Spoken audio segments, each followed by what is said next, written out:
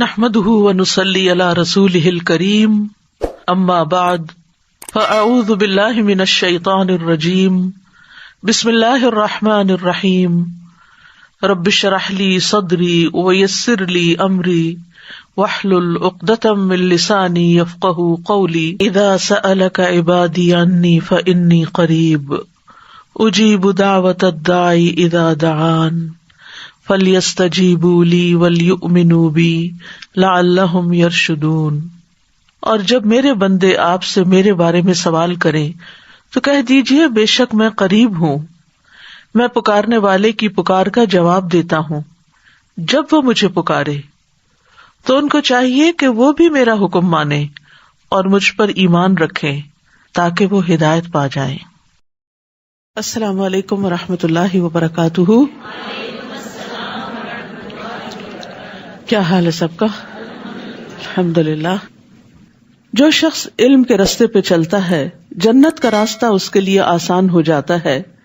علم کے لیے نکلنا حج کے برابر اجر حاصل کرنے کے برابر ہے۔ ابو امامہ بیان کرتے ہیں کہ نبی صلی اللہ علیہ وسلم نے فرمایا، جو شخص صبح کے وقت اس لیے مسجد کی طرف نکلا کہ بھلائی سیکھے یا سکھائے تو اس کے لیے اس حج ادا کرنے والے کی مثل اجر ہے جس نے اپنا حج مکمل کر لیا۔ یہ صحیح ترغیب و ترہیب کی روایت ہے، یعنی جو صبح کے وقت نکلے۔ آپ سب نکلتے ہیں صبح کے وقت، کہاں جاتے ہیں؟ مسجد جاتے ہیں۔ کیوں جاتے ہیں؟ بھلائی سیکھنے کے لیے یا سکھانے کے لیے۔ تو اس کا اجر و ثواب کوئی معمولی نہیں، اس کا اجر و ثواب حج کرنے والے کے برابر ہے جس نے اپنا حج مکمل کر لیا۔ تو آپ سوچئے کہ حج کا شوق کس کس کو نہیں، اور ہر شخص یہ چاہتا ہے کہ اس کا اجر بہت زیادہ ہو۔ سب لوگ حج کر نہیں پاتے، لیکن علم کی مجلسوں، خیر اور بھلائی سیکھنے کے لیے اگر کوئی انسان اپنا وقت نکالتا ہے، محنت اور کوشش کرتا ہے اور خیر کی مجالس کی طرف، مساجد کی طرف جاتا ہے تو اس کا یہ اجر و ثواب ہے۔ اللہ سبحانہ وتعالی ہمارے لیے بھی ہر روز حج کے برابر ثواب لکھ لے۔ اس کے خزانوں میں کچھ بھی کمی نہیں ہے، وہ سب کچھ دے سکتا ہے۔ 8واں پارہ۔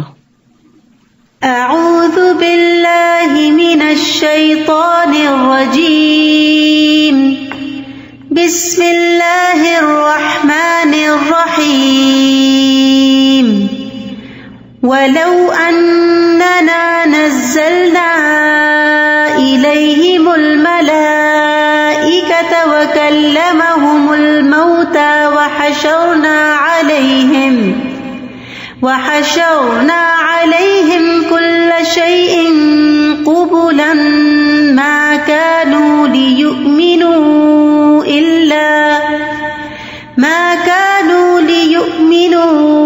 إِلَّا أَن يَشَاءَ اللَّهُ وَلَكِنَّ أَكْثَرَهُمْ يَجْهَلُونَ۔ شروع کرتی ہوں اللہ کے نام سے جو بے انتہا مہربان نہایت رحم فرمانے والا ہے۔ اور اگر ہم ان کی طرف فرشتے بھی نازل کر دیتے اور ان سے مردے بھی کلام کرتے اور ہر چیز کو ان کے سامنے لا اکٹھا کرتے، یعنی جن جن چیزوں کا مطالبہ کر رہے ہیں یہ کہ وہ ہمیں دکھائی جائیں تو وہ بھی لے آئی جاتی، تو بھی یہ ایمان لانے والے نہ تھے مگر جس کے متعلق اللہ چاہتا، لیکن ان میں سے اکثر نادانی کی باتیں کرتے ہیں۔ وَلَكِنَّ أَكْثَرَهُمْ يَجْهَلُونَ۔ یاد رکھیے، جہالت انسان کی ہدایت کے راستے میں رکاوٹ بن جاتی ہے، خواہ وہ جذباتی جہالت ہو یا علمی جہالت ہو۔ علم کا نہ ہونا بھی انسان کی ہدایت کے راستے میں رکاوٹ ہے۔ اسی طرح علم آنے کے بعد اپنی خواہشات کی پیروی بھی انسان کی ہدایت حاصل کرنے کے راستے میں رکاوٹ بن جاتی ہے۔ اہل مکہ کا، آپ کے مخالفین کا کچھ یہی حال تھا۔ اسی طرح ہم نے شیطان سیرت انسانوں اور جنوں کو ہر نبی کا دشمن بنایا جو دھوکہ دینے کی غرض سے کچھ خوش آئند باتیں ایک دوسرے کے کانوں میں پھونکتے رہتے ہیں۔ اگر تمہارا رب چاہتا تو وہ ایسا نہ کر سکتے، سو انہیں ان کے حال پہ چھوڑ دیجئے اور ان باتوں کو بھی جو وہ افترا کرتے ہیں۔ اللہ سبحانہ وتعالی رسول اللہ صلی اللہ علیہ وسلم کو تسلی دیتے ہوئے فرما رہے ہیں کہ جس طرح ہم نے آپ کے دشمن بنا دیے جو آپ کی دعوت کو ٹھکراتے ہیں اور آپ سے حسد کرتے ہیں، تو یہ ہماری سنت ہے. ہم ہر نبی کے جس کو ہم مخلوق کی طرف بھیجتے ہیں دشمن مقرر کر دیتے ہیں، اور پھر وہ ایک دوسرے کو غلط کاموں میں مدد دیتے ہیں اور ایک دوسرے کو چکنی چپڑی باتیں کر کے متاثر کرتے ہیں اور ایسے طریقے سے بات کرتے ہیں کہ دوسرے لوگ ان سے دھوکہ کھا جائیں اور سیدھے سادے لوگ ان کے آگے سر جھکا دیں، کیونکہ وہ حقیقت کو جانتے نہیں بلکہ خوبصورت الفاظ اور ملمہ سازی ان کو اچھی لگتی ہے اور وہ باطل کو حق سمجھنے لگتے ہیں. اور یہاں خاص طور پر شیاطین انس و جن کی بات کی گئی. قتادہ اور مجاہد کہتے ہیں کہ جس طرح جنوں میں شیاطین ہیں اسی طرح انسانوں میں بھی شیاطین ہیں. مالک بن دینار کہتے ہیں میرے اوپر انسانوں کے شیاطین جنوں کے شیاطین سے زیادہ سخت ہیں، اس وجہ سے کہ جب میں تعوذ پڑھتا ہوں تو جنوں کا شیطان مجھ سے دور ہو جاتا ہے، لیکن انسانوں کا شیطان میرے پاس آ کر مجھے علل اعلان نافرمانیوں کی طرف گھسیٹ کر لے جاتا ہے، یعنی خود بھی دین پر نہیں ہوتا اور مجھے بھی اپنے ساتھ گھسیٹ لیتا ہے. اور انسانوں کے شیطان جیسے ابو جہل تھا تو وہ ابو طالب کے پاس آخری وقت میں کس طرح پہنچ گیا اور پھر ان کو دین حق قبول نہ کرنے دیا. وَلِتَصْغَى إِلَيْهِ أَفْئِدَةُ الَّذِينَ لَا يُؤْمِنُونَ بِالْآخِرَةِ، اور وہ ایسے کام اس لیے بھی کرتے تھے کہ جو لوگ آخرت پر ایمان نہیں لاتے ان کے دل ادھر مائل ہوں. حقیقت یہ ہے کہ آخرت پر یقین کا کمزور ہونا انسان کے لیے گمراہی کا باعث بنتا ہے. جب انسان آخرت کو بھول جاتا ہے تو پھر دنیا کی اٹریکشنز اس کو اپنے اندر کھینچ لیتی ہیں اور وہ دنیا کی باتوں اور دنیا کے لوگوں کی خوبصورت تعبیلات جو انہوں نے دین کے بارے میں آخرت کے بارے میں کر رکھی ہوتی ہیں ان میں گر جاتا ہے. تو جو لوگ آخرت پر ایمان نہیں لاتے ان کے دل ادھر مائل ہوں، نیز وہ اسے پسند کر لیں اور وہ برائیاں کرتے چلے جائیں جو اب کر رہے ہیں، کیونکہ انسان بہرحال اپنی خواہشات کے آگے کمزور پڑ جاتا ہے. ایک طرف دین ہوتا ہے، دلیل ہوتی ہے، اور دوسری طرف خواہش نفس ہوتی ہے. اور جب انسان کا اپنا اندر بھی کمزور ہو، ایمان اور یقین بھی کمزور ہو، اور پھر ساتھی اور مجلس اور کمپنی اور صحبت بھی ایسی ہو، تو پھر ہدایت کا رستہ مدھم ہوتا چلا جاتا ہے اور ہدایت پر چلنا مشکل ہوتا چلا جاتا ہے. پھر فرمایا کیا میں اللہ کے سوا کسی اور کو منصف تلاش کروں، یعنی اس سے اپنے فیصلے کرواؤں کہ صحیح کیا اور غلط کیا ہے، حالانکہ اسی نے پوری تفصیل کے ساتھ تمہاری طرف کتاب نازل کی ہے. یعنی اللہ نے اپنا فرض پورا کر دیا، تمہاری ہدایت کے لیے ڈیٹیل میں سب کچھ اس کتاب میں بھیج دیا. اب تم چاہتے ہو کہ اس کتاب کے علاوہ کہیں اور سے ہدایت حاصل کی جائے؟ اور جن لوگوں کو ہم نے کتاب دی ہے وہ جانتے ہیں کہ یہ کتاب آپ کے پروردگار کی طرف سے، آپ کے رب کی طرف سے حق کے ساتھ نازل ہوئی ہے، لہٰذا آپ شک کرنے والوں میں شامل نہ ہوں، یعنی لوگوں کے جھوٹے پروپیگنڈے کا شکار نہ ہوں. ہدایت اسی کتاب کے ذریعے ملے گی اور رب ہی یہ اتھارٹی رکھتا ہے کہ وہ حق اور باطل کے درمیان فیصلہ کر سکے، اور آپ کے رب کی بات سچائی اور انصاف کے اعتبار سے کامل ہے. اس کے فرامین کو کوئی تبدیل کرنے والا نہیں اور سب کچھ سننے اور جاننے والا ہے. اے محمد صلی اللہ علیہ وسلم، اگر آپ زمین میں بسنے والے لوگوں کی اکثریت کے کہنے پر چلیں گے تو وہ آپ کو اللہ کی راہ سے بہکا دیں گے. یعنی اگر آپ حق اس بات میں دیکھیں کہ میجورٹی کا ٹرینڈ کیا ہے، میجورٹی کس رستے کی طرف چلی جا رہی ہے، تو یہ کوئی دلیل نہیں ہے، یہ کوئی حجت نہیں ہے، کیونکہ لوگوں کی اکثریت اپنی خواہشات کی پیروی کرتی ہے، قیاس آرائیوں اور گمان سے کام لیتی ہے. ان کے پاس کسی رستے کسی ٹرینڈ کو فالو کرنے کے لیے کوئی دلیل نہیں ہوتی سوائے اپنی خواہشات کے. فرمایا اگر آپ زمین میں بسنے والوں کی اکثریت کے کہنے پر چلیں گے تو وہ آپ کو اللہ کی راہ سے بہکا دیں گے، کیونکہ وہ خود بہکے ہوئے ہیں. وہ تو محض زن کے پیچھے لگے ہوئے ہیں، یعنی ان کے پاس چند خیالات اور خوبصورت باتوں کے سوا کچھ نہیں، اور وہ صرف قیاس آرائیاں کرتے ہیں. حقیقت کا علم تو اللہ کے پاس ہے اور وہ قرآن و سنت کے اندر ہی ہے. لہذا جو شخص ہدایت کا پیروکار ہو اسے چاہیے کہ وہ ان دو چیزوں کو مضبوطی سے تھام لے. بلا شبہ تمہارا رب خوب جانتا ہے کہ کون اس کی راہ سے بھٹکا ہوا ہے، اور وہ ہدایت پانے والوں کو بھی خوب جانتا ہے. تو چونکہ ہدایت کا معیار قرآن و سنت ہے اور واپسی بھی ہماری اللہ سبحانہ و تعالیٰ کی طرف ہے، تو وہی اصل فیصلہ کرے گا کہ کون سیدھے رستے پہ چل کے صحیح منزل پہ پہنچا اور کون بھٹک گیا. فَكُلُوا مِمَّا ذُكِرَ اسْمُ اللَّهِ عَلَيْهِ إِن كُنتُم بِآيَاتِهِ مُؤْمِنِينَ. اے ایمان والو، اگر تم اللہ کی آیات پر ایمان رکھتے ہو تو جس چیز پر اللہ کا نام لیا گیا ہو اسے بلا تکلف کھاؤ. آپ کے دشمن اہل مکہ اعتراض کرتے تھے کہ آپ کیسے لوگ ہیں جس کو آپ مار کے کھاتے ہیں اس کو حلال سمجھتے ہیں، اور جس کو اللہ مار دیتا ہے یعنی اپنی طبعی موت مر جاتا ہے اس کو آپ حرام قرار دیتے ہیں. تو یہ صرف ان کی ایک لاجیکل فیلسی تھی اور ایک سوچ کا غلط انداز تھا. حالانکہ ذبح کرنا اور اس پر اللہ کا نام لینا وہ اپنے الگ اثرات رکھتا ہے بنسبت اس کے کہ ایک جانور بیمار ہو کے مر جائے یا کوئی چوٹ کھا کے مر جائے، اس موت کے اثرات کچھ اور طرح کے ہوتے ہیں، اس گوشت کو کھانے کے اثرات بھی اور طرح کے ہوتے ہیں. لیکن انہوں نے اپنی اس بات کو بڑا خوبصورت بنا دیا، اور بظاہر دیکھنے میں تو یہ بات بڑی اپیلنگ لگتی ہے. ہاں واقعی جس کو اللہ مارتا ہے وہ زیادہ حقدار ہے کہ کھایا جائے بنسبت اس کے کہ جس کو انسان خود سلاٹر کر لیتا ہے. تو یہاں پر یہ بتایا گیا کہ ان کی باتوں میں نہ آئے.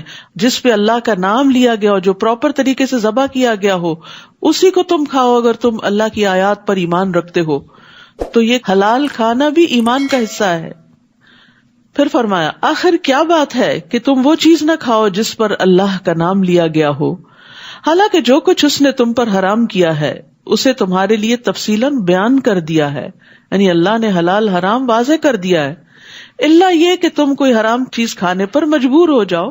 اضطراری کیفیات اور چیز ہیں، اور بہت سے لوگ ایسے ہیں جو بغیر علم کے محض اپنی خواہشات کے پیچھے لگ کر دوسروں کو بہکاتے رہتے ہیں. وہ اپنی خواہشات کی پیروی کرتے اور چاہتے کیا ہیں باقی لوگ بھی ان کے پیچھے چلیں، لہٰذا وہ اپنی خواہشات کو بہت خوبصورت الفاظ میں بیان کر کے دوسروں کو بھی اپیل کرتے ہیں اور اپنے ساتھ بہکا کے لے جاتے ہیں. اور لوگ لا علمی میں، کبھی غفلت میں، کبھی خواہشات کی پیروی میں قرآن و سنت کی تعلیمات کو نہ جاننے کی وجہ سے ان کے پیچھے چل پڑتے ہیں. آپ کا رب ایسے حد سے بڑھنے والوں کو خوب جانتا ہے. تو یاد رکھیے اپنی پسند ناپسند پہ چلنا گمراہی کا سبب ہوتا ہے.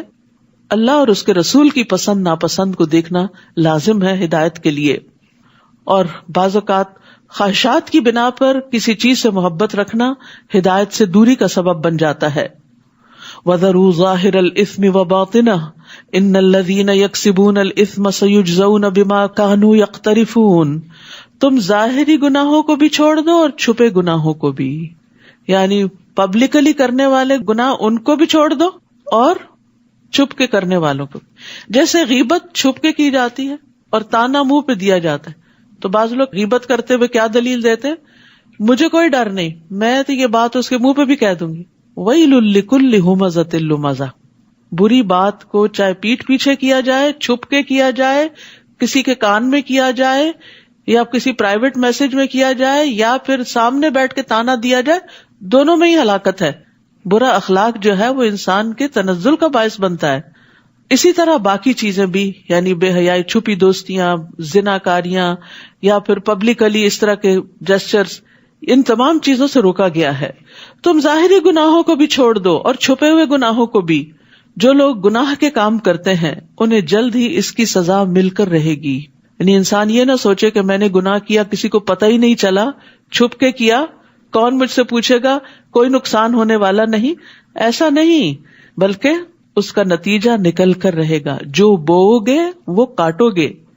اور جس چیز پر اللہ کا نام نہ لیا گیا ہو اسے مت کھاؤ. واضح بات ہے، جس جانور پہ اللہ کا نام نہیں لیا گیا اس کو سلاٹر کرتے وقت اسے مت کھاؤ. یہ گناہ کی بات ہے. بلا شبہ شیطان تو اپنے دوستوں کے دلوں میں شکوک و اعتراضات القاء کرتے رہتے ہیں تاکہ وہ تم سے جھگڑتے رہیں، اور اگر تم نے ان کی بات مان لی تو تم بھی مشرک ہی ہوئے. حدیث میں آتا ہے رسول اللہ صلی اللہ علیہ وسلم نے فرمایا جو چیز خون بہا دے اور اس پر اللہ کا نام لیا گیا ہو تو اسے کھاؤ، اور جس کھانے پر اللہ کا نام نہ لیا جائے، بتوں کا لیا جائے یا غیر اللہ کا لیا جائے، تو وہ ابلیس کا رزق ہوتا ہے. رسول اللہ صلی اللہ علیہ وسلم نے فرمایا کہ ابلیس نے کہا اے اللہ تو نے ساری مخلوق کا رزق واضح کر دیا ہے تو میرا رزق کہاں ہے؟ اللہ نے فرمایا ہر وہ چیز جس پر میرا نام نہ لیا جائے. اسی لیے کہتے ہیں نا جب کھانا کھاتے ہوئے بسم اللہ کے بغیر آپ شروع کرتے ہیں تو شیطان آپ کے کھانے میں شریک ہو جاتا ہے. پھر اس کی وہ طاقت اور وہ غذائیت آپ کو نہیں ملتی جو آپ کو ضرورت ہوتی ہے. أَوَمَنْ كَانَ مَيْتًا فَأَحْيَيْنَاهُ وَجَعَلْنَا لَهُ نُورًا يَمْشِي بِهِ فِي النَّاسِ.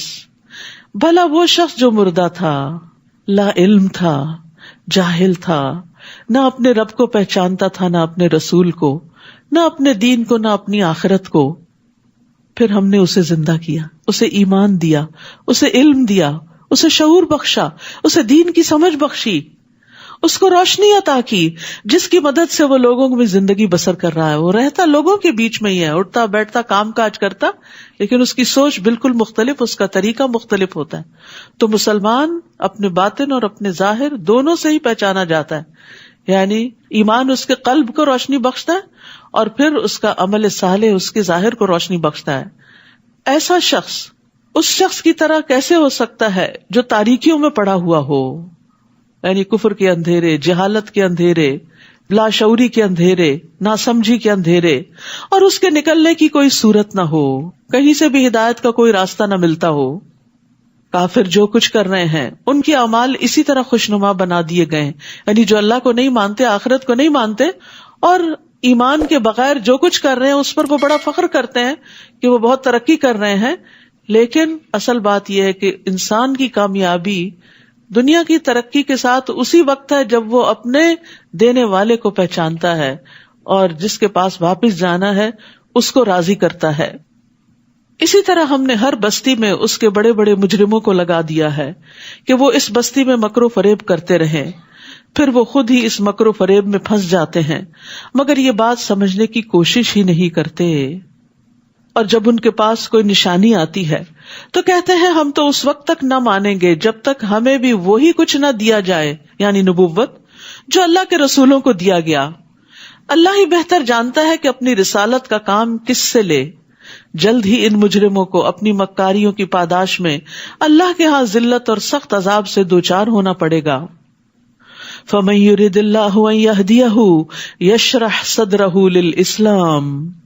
جس شخص کو اللہ ہدایت دینا چاہتا ہے اس کا سینہ اسلام کے لیے کھول دیتا ہے. ہدایت دو طرح کی ہوتی ہے، ایک ہوتی ہے ہدایت ارشاد جو تعلیم کی شکل میں، جو کائنات کی نشانیوں کی شکل میں ہے، یہ سب انسانوں کے لیے برابر ہے. لیکن بہت سے لوگ اس ہدایت کو دیکھنے کے باوجود، پڑھنے کے باوجود، سننے کے باوجود، جاننے کے باوجود بھی اس پر عمل نہیں کرتے کیونکہ انہیں توفیق نہیں ہوتی. تو جس کو یہ توفیق مل جاتی ہے وہ توفیق دراصل کیا کرتی ہے، اس کے سینے میں وسعت پیدا کر دیتی ہے.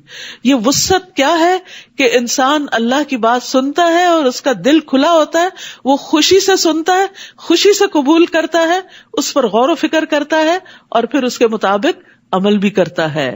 تو یہ اللہ کی توفیق سے ہوتا ہے. تو جس کے ساتھ اللہ بھلائی کا ارادہ کر لیتا ہے اس کو دین کی سمجھ دے دیتا ہے. فَمَن يُرِدِ اللَّهُ أَن يَهْدِيَهُ يَشْرَحْ صَدْرَهُ لِلْإِسْلَامِ وَمَن يُرِدْ أَن يُضِلَّهُ يَجْعَلْ صَدْرَهُ ضَيِّقًا حَرَجًا. اور جسے گمراہ کرنا چاہتا ہے اس کے سینے میں اتنی گھٹن پیدا کر دیتا ہے جیسے وہ بڑی دقت سے بلندی کی طرف چڑھ رہا ہو. جب انسان بلندی کی طرف اوپر کو جاتا ہے تو آکسیجن نہیں ہوتی تو سانس گھٹنے لگتا ہے. تو اس لیے قرآن کا معجزہ ہے کہ 1400 سال پہلے ایسی بات بتا دی گئی کہ اوپر جانے سے سینہ گھٹے گا، سانس نہیں آئے گا. دوسرا معنی یہ بھی کیا گیا ہے کہ ایسا انسان جیسے کوئی اڑنے کی کوشش کر رہا ہے، اڑ کے بھی انسان اوپر جاتا ہے نا، جیسے کوئی اڑنے کی کوشش کر رہا ہو تو اڑنا انسان کے لیے بڑا مشکل کام ہے. انسان کے بازو کاموں کے لیے تو ہے مگر پرندوں کی طرح اڑنے کے لیے نہیں ہے، تو یہ بھی ایک مشکل کام ہے. یعنی ایسے شخص کے لیے پھر ہدایت کی طرف آنا، اس پہ چلنا اتنا مشکل ہوتا ہے جیسے چلنے کی بجائے اڑنا مشکل ہوتا ہے، یا اوپر کو چڑھنا مشکل ہوتا ہے، یا ماؤنٹین کلائمبنگ مشکل ہوتی ہے.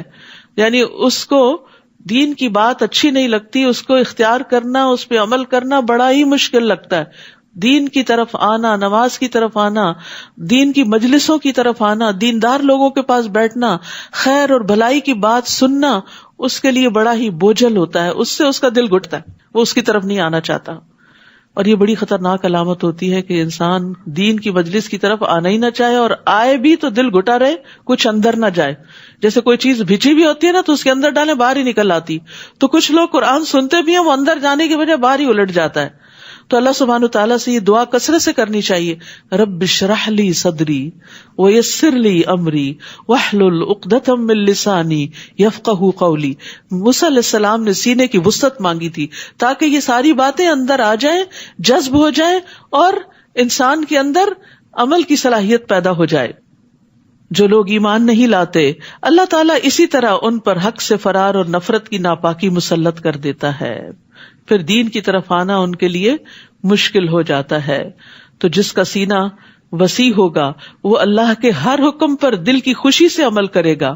نماز اس کے لیے آنکھوں کی ٹھنڈک ہوگی، نہ کہ منافقوں کی طرح بہت بڑی مصیبت. اور وہ اسلام کے ہر حکم کے لیے اپنا سینہ وسیع پائے گا، یعنی ویلکمنگ، خوش، اور ہر چیز اس کو اپنی جگہ سینس بناتی ہوئی نظر آتی ہے. یعنی جو ایمان رکھتا ہے اس کو اللہ تعالیٰ کی بات سمجھ آ جاتی ہے اور اس کی سینس اور حکمت اور مصلحت بھی سمجھ آنے لگتی ہے، اور وہ اس پر خوش ہو جاتا ہے کہ اللہ نے میرے لیے ایک رستہ کھول دیا ہے. لیکن اگر منافقت ہو اندر تو پھر دین کی سمجھ نہیں آتی اور ہر حکم پر اعتراض ہونے لگتا ہے، یہ حکم کیوں دیا گیا اور وہ کیوں کہا گیا اور یہ بڑا مشکل ہے. نہیں، ایمان والوں کے لیے اللہ کا کوئی بھی حکم مشکل نہیں ہوا کرتا. وَيُسَلِّمُ تَسْلِيمًا، وہ پوری طرح مان جاتے ہیں، تسلیم کر لیتے ہیں، سر تسلیم خم کر دیتے ہیں. وَهَذَا صِرَاطُ رَبِّكَ مُسْتَقِيمًا قَدْ فَصَّلْنَا الْآيَاتِ لِقَوْمٍ يَذَّكَّرُونَ، اور یہ اسلام ہی آپ کے رب کی سیدھی راہ ہے، بے شک ہم نے نصیحت قبول کرنے والوں کے لیے آیات کو کھول کھول کر بیان کر دیا ہے. ہم سب مانگتے ہیں نا اہدنا الصراط المستقیم، کہ ہمیں سیدھا رستہ دکھا. تو ھذا صراط ربک مستقیما، اسلام سیدھا راستہ ہے اور وہ ایک ہی راستہ ہے. عبداللہ بن مسعود کہتے ہیں کہ ایک مرتبہ رسول اللہ صلی اللہ علیہ وسلم نے ہمارے سامنے ایک لکیر کھینچی اور فرمایا کہ یہ اللہ کا راستہ ہے. پھر اس کے دائیں اور اس کے بائیں کچھ اور لکیریں کھینچی اور فرمایا کہ یہ مختلف راستے ہیں. یزید کہتے ہیں کہ جن میں سے ہر راستے پر شیطان بیٹھا ہے اور ان راستوں پر چلنے کی دعوت دے رہا ہے. یعنی انسان دین کی طرف آنے لگتا ہے تو کوئی ادھر بلاتا ہے، کوئی ادھر بلاتا ہے، کبھی خواہشات نفس ہیں، کبھی لوگ ہیں، کبھی معاشرے کے ٹرینڈز ہیں، فیشن ہیں، بہت ساری ایسی چیزیں ہیں جو انسان کو اللہ کے حکم پر صحیح طور پر عمل نہیں کرنے دیتی. تو جس شخص کو اپنے رب کی رضا مطلوب ہوتی ہے وہ ادھر ادھر ڈائیورٹ نہیں ہوتا، وہ اسٹریٹ جاتا ہے کہ مجھے اسی رستے پر رہنا ہے، چاہے میرے دوست کسی اور طرف چلے گئے، میرے رشتہ دار کسی اور طرف چلے گئے، مجھے ان کے پیچھے نہیں جانا، مجھے قرآن و سنت کے بتائے ہوئے رستے پر ہی چلنا ہے. جو اس رستے پر چل کر منزل پہ پہنچیں گے تو ان کے لیے کیسی منزل ہے؟ لہم دار السلام عند ربہم وہو ولیہم بما کانوا یعملون، ایسے لوگوں کے لیے ان کے رب کے ہاں سلامتی کا گھر ہے اور ان کے نیک اعمال کرنے کی وجہ سے وہ ان کا سرپرست ہوگا، وہ ان کا دوست ہوگا. تو یاد رکھیے جنت دار السلام ہے، جہاں پر انسان داخل ہوگا تو کسی قسم کی کوئی آزمائش، کوئی رنج، غم، مصیبت، کوئی تکلیف، کچھ بھی نہ ہوگا. اہل جنت کو ایک آواز دینے والا آواز دے گا، اے جنت والو، بے شک تمہارے لیے یہ طے ہو گیا ہے کہ تم صحت مند رہو گے، کبھی بیمار نہیں ہوگے. یاد رکھیے جان ہے تو جہان ہے، ساری نعمتیں صحت کے ساتھ ہوتی. انسان بیمار ہو جاتا ہے تو کچھ کھانا بھی اچھا نہیں لگتا، کسی سے بات کرنا اچھا نہیں لگتا. ساری نعمتیں حتیٰ کہ اپنی اولاد اور اپنا مال سب کچھ اس کے لیے سیکنڈری ہو جاتا ہے. جو مرض کی شدت بڑھتی ہے تو دنیا سے دل بیزار ہوتا ہے انسان کا، اس کو پرواہ نہیں ہوتی کہ سب چیزیں کہاں جا رہی ہیں، اس کو اپنی جان کی پڑ جاتی. تو جنت میں سب سے پہلی نعمت جس کی خوشخبری دی گئی کہ تم ہمیشہ صحت مند رہو گے، کوئی بیماری تمہارے پاس نہیں پھٹکے گی، اور بے شک تم زندہ رہو گے، کبھی مرو گے نہیں. دنیا میں انسان کتنا بھی صحت مند ہو، موت کا خوف نہیں جاتا، اور جائے بھی کیسے، کیونکہ وہ تو آنی ہی آنی ہے. اور تم جوان رہو گے، کبھی بوڑھے نہیں ہوگے. جوانی کے جانے کا بھی انسان کو بڑا خوف رہتا ہے، کسی بھی بوڑھے کو دیکھتا ہے تو پریشان ہو جاتا ہے کہ کہیں میرا بھی حال اس جیسا نہ ہو جائے، اور وہ تو اگر زندہ رہے تو ہونا ہی ہونا ہے.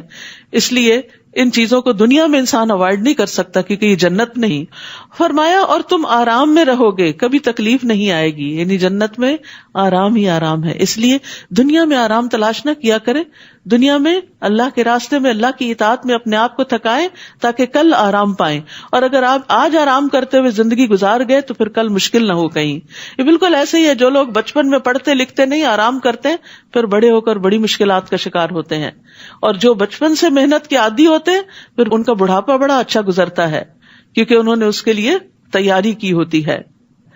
جنت کے بارے میں ایک اور روایت میں آتا ہے، رسول اللہ صلی اللہ علیہ وسلم نے فرمایا، میری امت میں سے پہلا گروہ جو جنت میں داخل ہوگا وہ 14ویں رات کے چاند کی صورت پر ہوگا، چمکتے چہروں والے.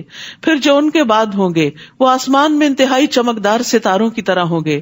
پھر وہ تدریجاً اپنے اپنے مرتبے کے مطابق ہوں گے، نہ وہ پاخانہ کریں گے، نہ پیشاب کریں گے، نہ ناک سنکیں گے، نہ تھوکیں گے، کسی قسم کی کوئی گندگی، پسینہ، غلاظت، بو، کوئی ایسی چیز ان کے جسم سے نہیں نکلے گی. وہ صاف ستھرے طیب ہی ہوں گے اور ہمیشہ اللہ کی رضا میں ہوں گے. اور یاد رکھیے، جو جنت کے بلند درجوں والے ہوں گے ان تک صرف وہی پہنچ سکیں گے. اگر ان کے کچھ دوست احباب نیچے والے درجوں میں ہیں تو ان سے ملنے کے لیے اوپر والے نیچے آئیں گے، نیچے والے اوپر نہیں جا سکیں گے. وہ ان کی راحتیں نہیں دیکھ سکیں گے کیونکہ ان کی راحتوں کا مقام کچھ اور ہوگا. تو اس لیے صرف جنت نہیں، جنت کے اعلیٰ ترین درجے جنت الفردوس کی دعا مانگا کریں، کیونکہ وہ نعمتیں وہی دیکھیں گے جو اس کے حقدار ہوں گے، باقی لوگ وہاں نہیں جا سکیں گے. جس دن اللہ سب لوگوں کو اکٹھا کرے گا تو فرمائے گا، اے جنوں کے گروہ، تم نے بہت سے آدمیوں کو اپنا تابع بنا رکھا تھا. اور انسانوں میں سے جو ایسے جنوں کے دوست ہوں گے وہ کہیں گے، اے ہمارے رب، ہم دونوں نے ہی ایک دوسرے سے خوب فائدہ اٹھایا حتیٰ کہ وہ وقت آ پہنچا جو تو نے ہمارے لیے مقرر کیا تھا. اللہ تعالیٰ فرمائے گا، اچھا، تم سب کا ٹھکانہ دوزخ ہے جس میں تم ہمیشہ رہو گے، مگر جتنی مدت اللہ بچانا چاہے گا بچا لے گا، بلا شبہ وہ بہت دانا اور سب کچھ جاننے والا ہے. یعنی دنیا میں شیطان اور انسان مل کے جو برے برے کام کرتے ہیں تو آخرت میں انجام بھی اکٹھا ہی ہوگا. اس طرح ہم ظالموں کو ایک دوسرے کا ساتھی بنا دیں گے کیونکہ وہ مل کر ایسے ہی کام کیا کرتے تھے.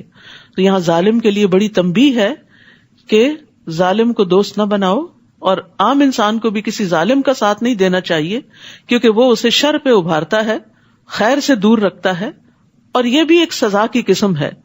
اور گناہ جو ہے ظالم کو مزید گناہ گار بنا دیتا ہے اور اس کو نقصان پہنچاتا ہے. پھر اللہ ان سے فرمائے گا، اے جنوں اور انسانوں کی جماعت، کیا تمہارے ہاں تم ہی میں سے رسول نہیں آئے تھے جو تمہارے سامنے میری آیات بیان کرتے اور آج کے دن کی ملاقات سے تمہیں ڈراتے؟ وہ کہیں گے، ہاں، ہم اپنے خلاف خود یہ گواہی دیتے ہیں. یعنی آئے تھے، وہ تو اپنا کام کر گئے، بات یہ تھی کہ دنیا کی زندگی نے انہیں دھوکے میں مبتلا کر رکھا تھا، لہٰذا وہ اپنے خلاف گواہی دینے پر مجبور ہوں گے کہ فی الواقع وہ اللہ کی آیات کے منکر تھے، ماننا نہیں چاہتے تھے. یہ گواہی اس لیے ہوگی کہ آپ کے رب کا یہ دستور نہیں کہ وہ بستیوں کو ظلم سے تباہ کر ڈالے جبکہ وہ حقیقت حال سے ناواقف ہوں. وَلِكُلٍّ دَرَجَاتٌ مِّمَّا عَمِلُوا وَمَا رَبُّكَ بِغَافِلٍ عَمَّا يَعْمَلُونَ. اور ہر ایک کو اس کے اعمال کے مطابق درجہ ملے گا.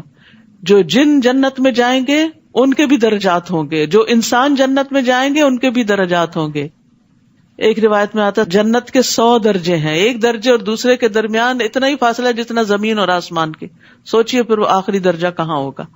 اور بعض روایات کے مطابق قرآن کی جتنی آیتیں ہیں اتنے جنت کے درجے ہیں، ایک ایک آیت سیکھنے پر جنت کا درجہ اوپر ہوتا چلا جائے گا. وَلِكُلٍّ دَرَجَاتٌ مِّمَّا عَمِلُوا. لیکن یاد رکھیے اس سے مراد صرف حفظ کرنا نہیں ہے، کیونکہ یہاں فرمایا مِّمَّا عَمِلُوا، اس میں سے جو انہوں نے عمل کیے، یعنی جو قرآن انہوں نے سینے میں محفوظ کیا وہ ان کے عمل کا حصہ بنتا گیا اور اس کے مطابق کام کرتے گئے. جو کچھ معلوم ہوا وہ کر لیا، کرتے گئے اور اس عمل کی وجہ سے درجے بلند ہوتے گئے. اور جو کچھ وہ کام کر رہے ہیں آپ کا رب اس سے بے خبر نہیں ہے. یعنی اللہ سبحانہ و تعالی خود بھی سب کے اعمال سے بخوبی واقف ہے. تو اپنا درجہ اپنے رب کے ہاں دیکھنا ہو تو اپنے عمل کو دیکھیں کہ کس کام میں آپ کتنے آگے ہیں، نمازیں کیسی ہیں، روزے کیسے ہیں، زکوٰۃ دینے کا طریقہ کیا ہے اور کتنی شوق اور خوشی سے اور وقت پہ دیتے ہیں، صدقات کتنے دیتے ہیں، خیر اور بھلائی کے کام کتنے کرتے ہیں، نیکیوں میں کتنے آگے بڑھتے ہیں. ہم میں سے ہر شخص اپنے اپنے عمل کی طرف دیکھے. وَرَبُّكَ الْغَنِيُّ ذُو الرَّحْمَةِ. آپ کا رب بے نیاز اور مہربان ہے، اگر وہ چاہے تو تمہیں لے جائے، یعنی تمہاری نافرمانیوں پر تمہیں پکڑ لے فوراً اور تمہاری جگہ اور لوگوں کو لے آئے. لیکن کتنا مہربان ہے وہ رب جو ایک کے بعد ایک دن ہمیں دیتا چلا جا رہا ہے کہ ہم کوئی نیکی کے کام کر لیں، مہلت پہ مہلت. اور جس کی عمر 60 سال ہو جائے پھر اس کے پاس تو کوئی عذر بہانہ رہتا ہی نہیں. اللہ نے اس کو جینے کے لیے بہت سارے دن دے دیے اور بعد میں تو انسان بونس پہ ہی جیتا ہے. فرمایا اگر وہ چاہے تو تمہیں لے جائے اور تمہاری جگہ اور لوگوں کو لے آئے جیسے تمہیں اور لوگوں کی نسل سے پیدا کیا. جس چیز کا تم سے وعدہ کیا جا رہا ہے یعنی قیامت وہ یقیناً آنے والی ہے اور تم اللہ کو عاجز نہیں کر سکتے، یعنی کہیں بھاگ کے چھپ نہیں سکتے. سب پکڑے جاؤ گے، سب سامنے لائے جاؤ گے، سب کا حساب ہوگا. آپ ان سے کہیے اے میری قوم تم اپنی جگہ عمل کرتے جاؤ اور میں اپنی جگہ عمل کر رہا ہوں، پھر جلد ہی تمہیں معلوم ہو جائے گا کہ انجام کار کس کے حق میں بہتر رہتا ہے. اور یہ تو یقینی بات ہے کہ ظالم کامیاب نہیں ہو سکتے. اور جو کھیتی اور مویشی اللہ نے پیدا کیے تھے، سورۃ الانعام ہے نا، تو انعام کا ذکر ہے اب کہ اہل عرب نے کس طرح ان مویشیوں کے بارے میں غلط عقائد اختیار کر رکھے تھے. اور جو کھیتی اور مویشی اللہ نے پیدا کیے تھے، ان لوگوں نے ان چیزوں میں اللہ کے سوا دوسروں کا بھی حصہ مقرر کر دیا، یعنی غیر اللہ کے نام پر ان کو وقف کر دیا. اور اپنے گمان باطل سے یوں کہتے ہیں یہ حصہ تو اللہ کا ہے اور یہ ہمارے شریکوں کا ہے، یعنی کچھ فی سبیل اللہ اور کچھ بتوں کی نظر. اب جو حصہ ان کے شریکوں کا ہوتا یعنی بتوں کا ہوتا وہ اللہ کے حصے میں شامل نہ ہو سکتا تھا، کیونکہ وہ ان کے اپنے درمیان تقسیم ہوتا تھا اور اللہ کے نام پر غریبوں میں تقسیم ہوتا. تو کبھی ایسا ہوتا کہ اللہ کے نام والے حصے میں کوئی کمی ہوتی تو وہ اس کو پورا نہیں کرتے تھے، لیکن اگر بتوں کے حصے میں کوئی کمی ہوتی، پیداوار ناقص ہوتی یا کوئی جانور مر جاتے تو اس صورت میں اللہ کے حصے میں سے لے کے اس کمی کو پورا کر لیتے، یعنی غریبوں کا حصہ بھی اپنی طرف کھینچ لیتے. اور جو اللہ کا حصہ ہوتا وہ ان کے شریکوں کے حصے میں شامل ہو سکتا تھا. کتنا برا فیصلہ تھا جو وہ کرتے تھے. اسی طرح بہت سے مشرکوں کے لیے ان کے شریکوں نے اولاد کے قتل کو خوشنما بنا دیا، اپنے ہی بچوں کو مارنا تاکہ انہیں ہلاک کر دیں اور ان پر ان کے دین کو مشتبہ بنا دیں. اور اگر اللہ چاہتا تو وہ ایسا نہ کرتے. لہٰذا انہیں جانے دیجیے اور اس افتراء کو بھی جس میں وہ لگے ہوئے ہیں، یعنی جھوٹی باتیں گھڑ کر اللہ کے نام پر لوگوں سے بیان کرتے ہیں یا پھر غلط عقائد کو اختیار کر کے اپنے آپ کو جسٹیفائی کرتے ہیں، درست سمجھتے ہیں. کہتے ہیں کہ اس قسم کے مویشی اور کھیتی ممنوع ہیں، یہ وقف ہیں، انہیں ان کے گمان کے مطابق وہی کھا سکتا ہے جسے وہ چاہیں. یعنی اللہ نے جو چیزیں سب کے لیے حلال کی وہ انہوں نے حرام کر دی اور حلال حرام کو اپنے ہاتھ میں لے لیا کہ جس کو ہم چاہیں گے دیں گے. اور کچھ مویشی ہیں جن کی پشتیں حرام ہیں، ان پہ کوئی سوار نہیں ہو سکتا، بوجھ نہیں لاد سکتا. اور کچھ مویشی ایسے ہیں جن پر وہ ذبح کے وقت اللہ کا نام نہیں لیتے، حالانکہ پیدا ان مویشیوں کو کس نے کیا؟ اللہ نے کیا. اور یہ سب قانون اور دین انہوں نے اپنے ہاتھ میں لے رکھا تھا. یہ سب کچھ اللہ پر افتراء ہے اور اللہ ان قریب انہیں ان کی افتراء پردازیوں یعنی جھوٹ گھڑنے کا بدلہ دے دے گا. نیز وہ کہتے ہیں کہ ان اقسام کے جانوروں کے پیٹ میں جو بچہ ہے وہ صرف ہمارے مردوں پہ حلال ہے، خود سے خود، اور ہماری عورتوں پر حرام ہے. بیچاری عورتیں ہر دور میں محروم رہی. البتہ اگر وہ بچہ مردہ ہو تو مرد عورت سب کھا سکتے ہیں. جو کچھ یہ کہتے ہیں اللہ انہیں اس کی سزا ضرور دے گا، وہ یقیناً دانا اور ہر چیز کا علم رکھنے والا ہے. جن لوگوں نے لا علمی اور حماقت کی بنا پر اپنی اولاد کو مار ڈالا اور اللہ پر جھوٹ باندھتے ہوئے اس رزق کو حرام قرار دیا جو اللہ نے انہیں عطا کیا تھا، یہ ایسے گمراہ ہیں جو راہ راست پر نہیں آ سکتے. یعنی جب انسان بڑے بڑے گناہ کرتا ہے نا تو اس کا دل سخت ہو جاتا ہے.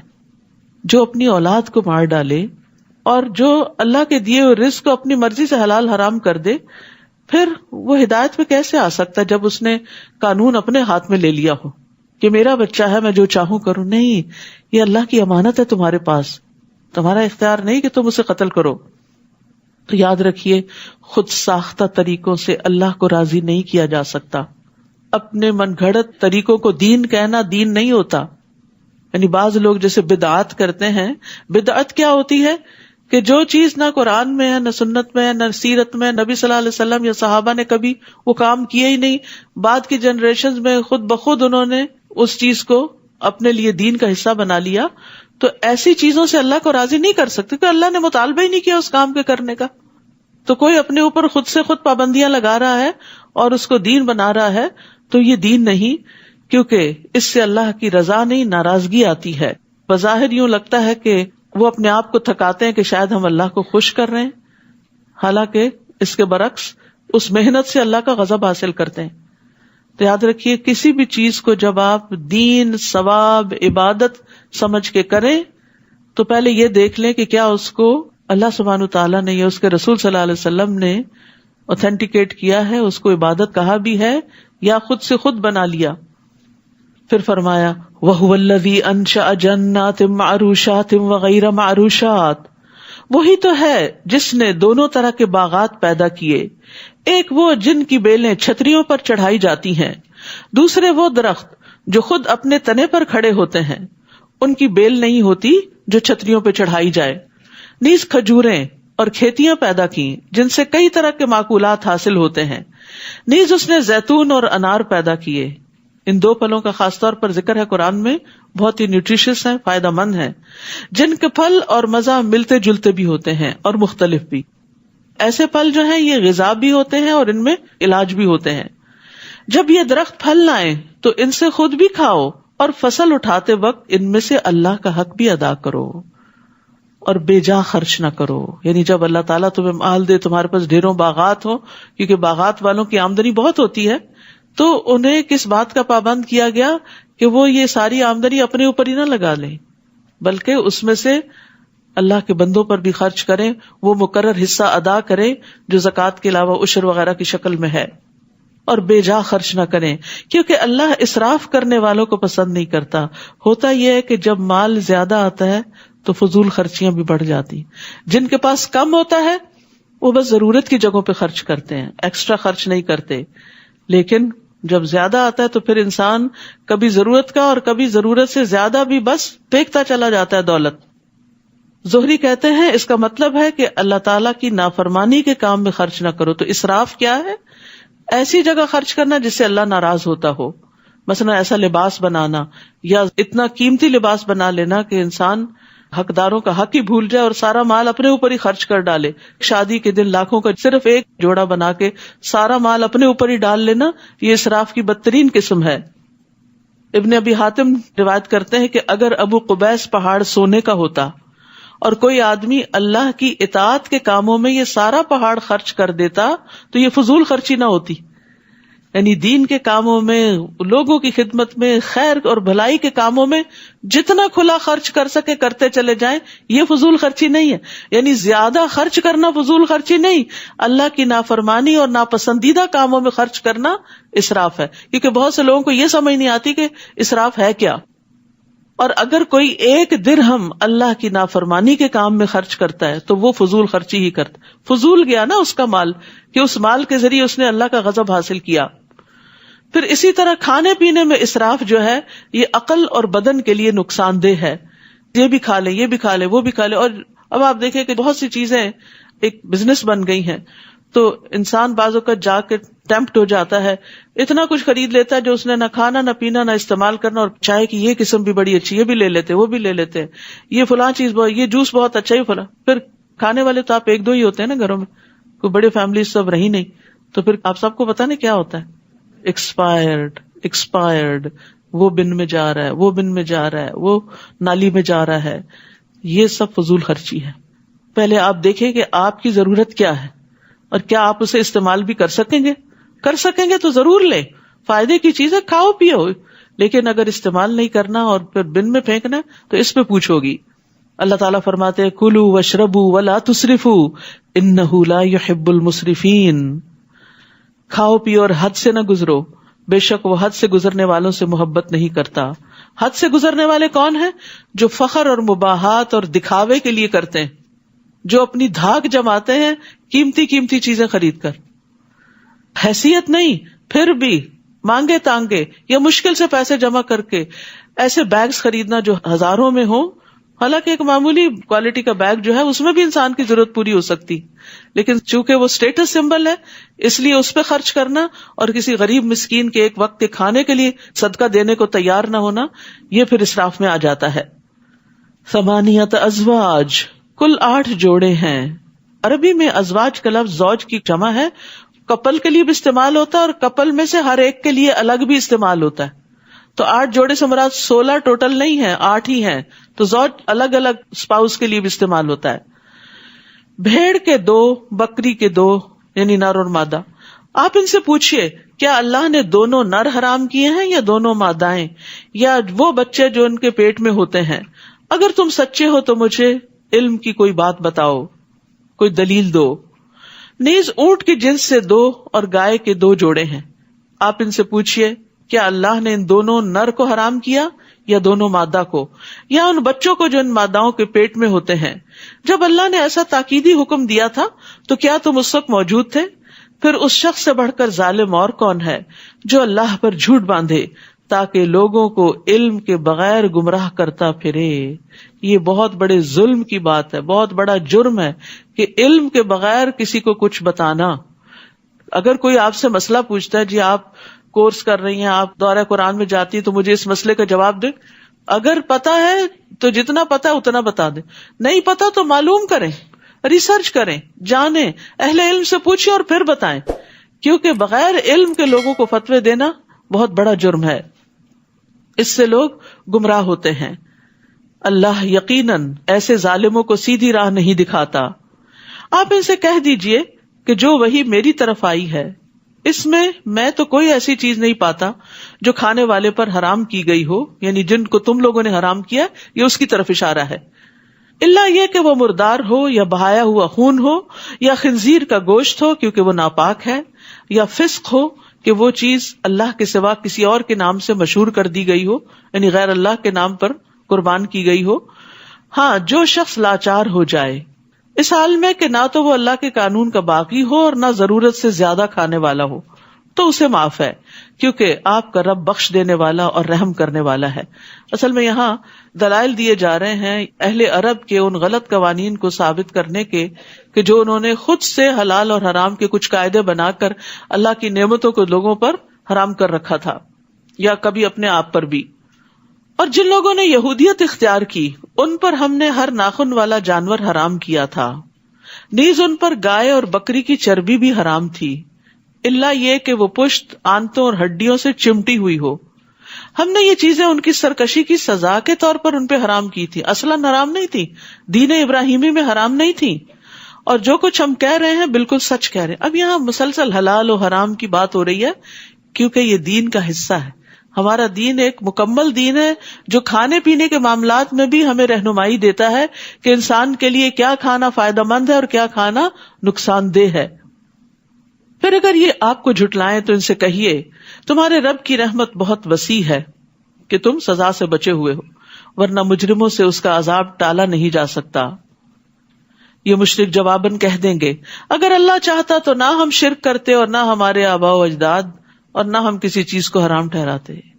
یہ جو دلیل ہے نا، اور یہ بات یہ اکثر لوگ کرتے ہیں اپنے غلط اعمال کو جسٹیفائی کرنے کے لیے، اللہ چاہتا تو ہم بھی نمازیں پڑھتے، جب کہنا نماز پڑھ لی، جب اللہ چاہے گا تو پڑھیں گے۔ بھئی آپ کب چاہیں گے؟ آپ بھی تو چاہیں، جو چاہتا ہے من جدہ وجدہ، اللہ تعالیٰ اس کو عطا کر دیتا ہے، لیکن جس کی اپنی نیت اور اپنا ارادہ ہی کھوٹا ہوتا ہے اور جو ہدایت کی طرف آنا نہیں چاہتا، تو اللہ سبحانہ وتعالیٰ کا یہ قانون نہیں کہ زبردستی لوگوں کو ہدایت کی طرف لائے۔ اسی طرح ان لوگوں نے بھی جھٹلایا جو ان سے پہلے تھے، حتیٰ کہ انہوں نے ہمارے عذاب کا مزہ چکھ لیا۔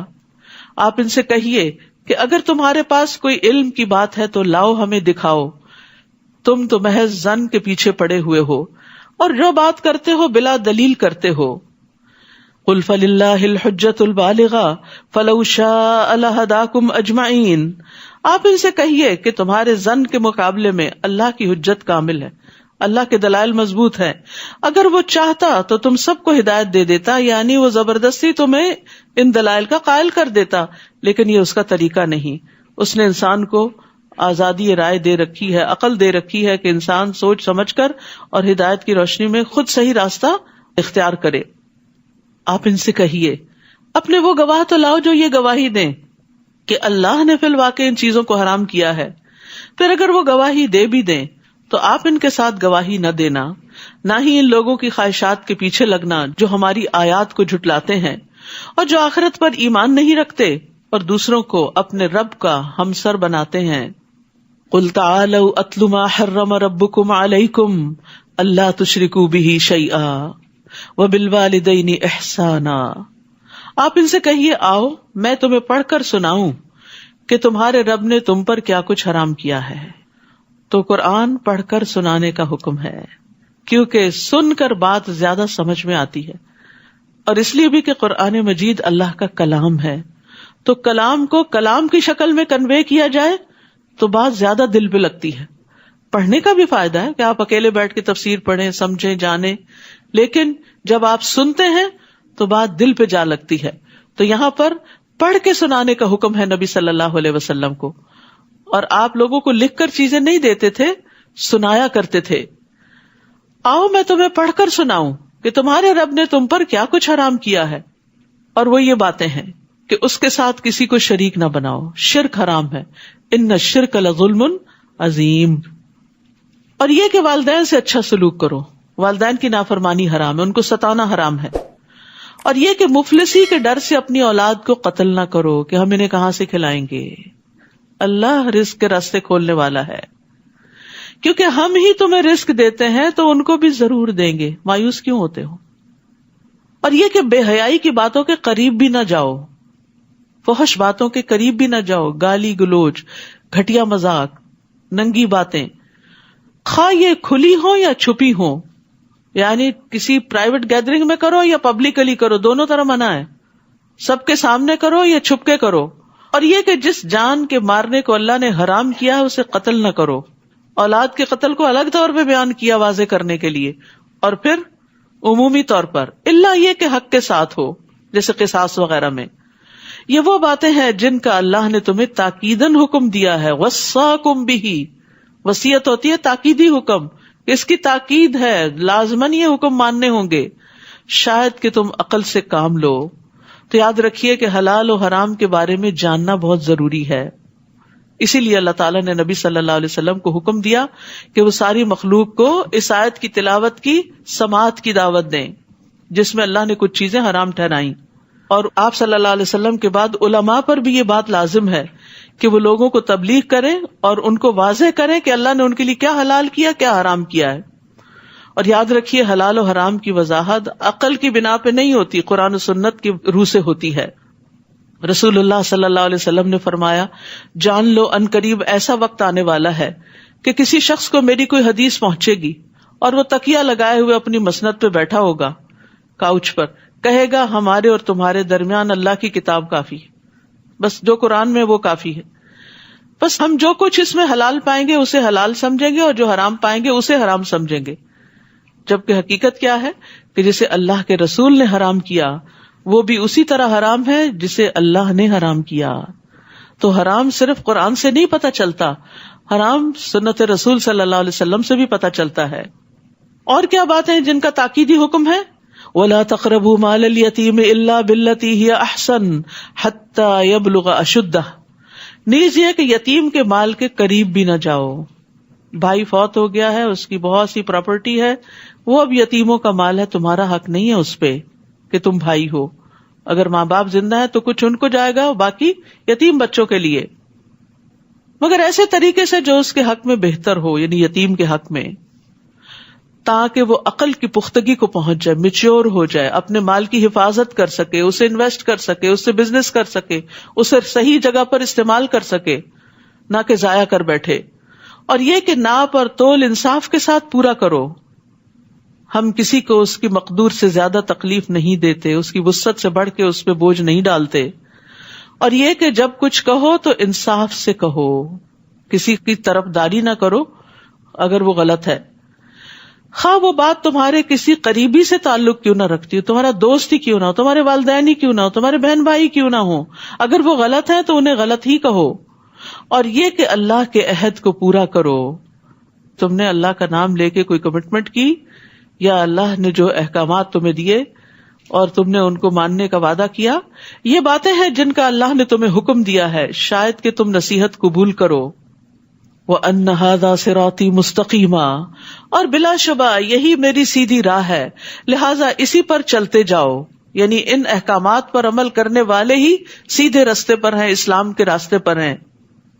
اور دوسری راہوں پر نہ چلو، یعنی اپنی خواہشات کی پیروی نہ کرو. لوگوں کو مت دیکھو کہ وہ عمل کرتے ہیں یا نہیں، کیونکہ بعض اوقات ہم یہ دلیل دے دیتے ہیں نا، سبھی ایسا کرتے ہیں، تو یہ حجت نہیں ہوتی کہ سبھی ایسا کرتے ہیں یا نہیں کرتے.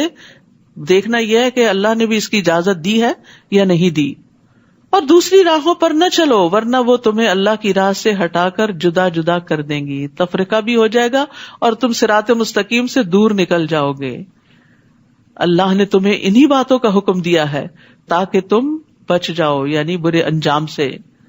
پھر ہم نے موسیٰ کو ایسی کتاب دی جو نیک روش اختیار کرنے والے کے لیے مکمل تھی, اور اس میں ہر ضروری بات کی تفصیل بھی تھی, اور یہ کتاب ہدایت اور رحمت بھی تھی, اور اس لیے دی تھی تاکہ لوگ اپنے رب سے ملاقات پر ایمان لے آئیں.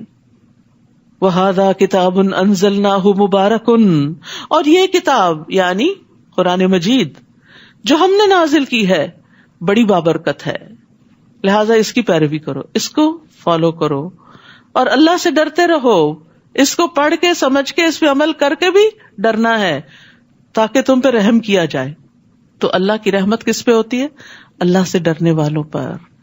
تو یاد رکھیے قرآن میں ہر خیر کی تعلیم اور ہر شر سے بچاؤ کا طریقہ بتایا گیا ہے.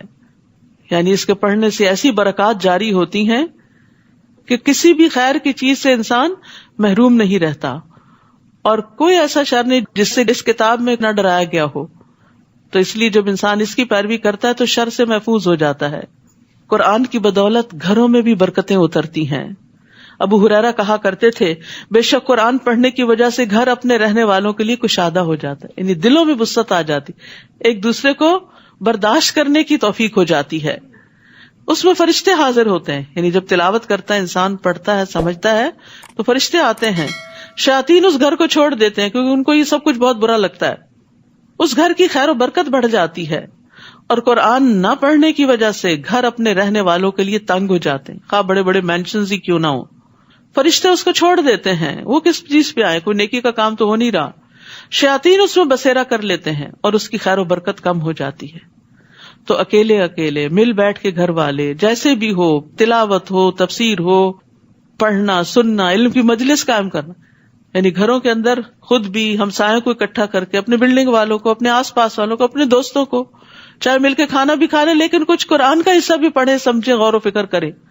کیونکہ دعوتیں ہوتی ہیں لیکن ان میں صرف دنیا کی باتیں, کپڑوں کی باتیں, کھانوں کی ریسیپیز, بزنس کے طریقے شیئر کیے جاتے ہیں, لیکن آخرت کے بزنس کی بات نہیں ہوتی.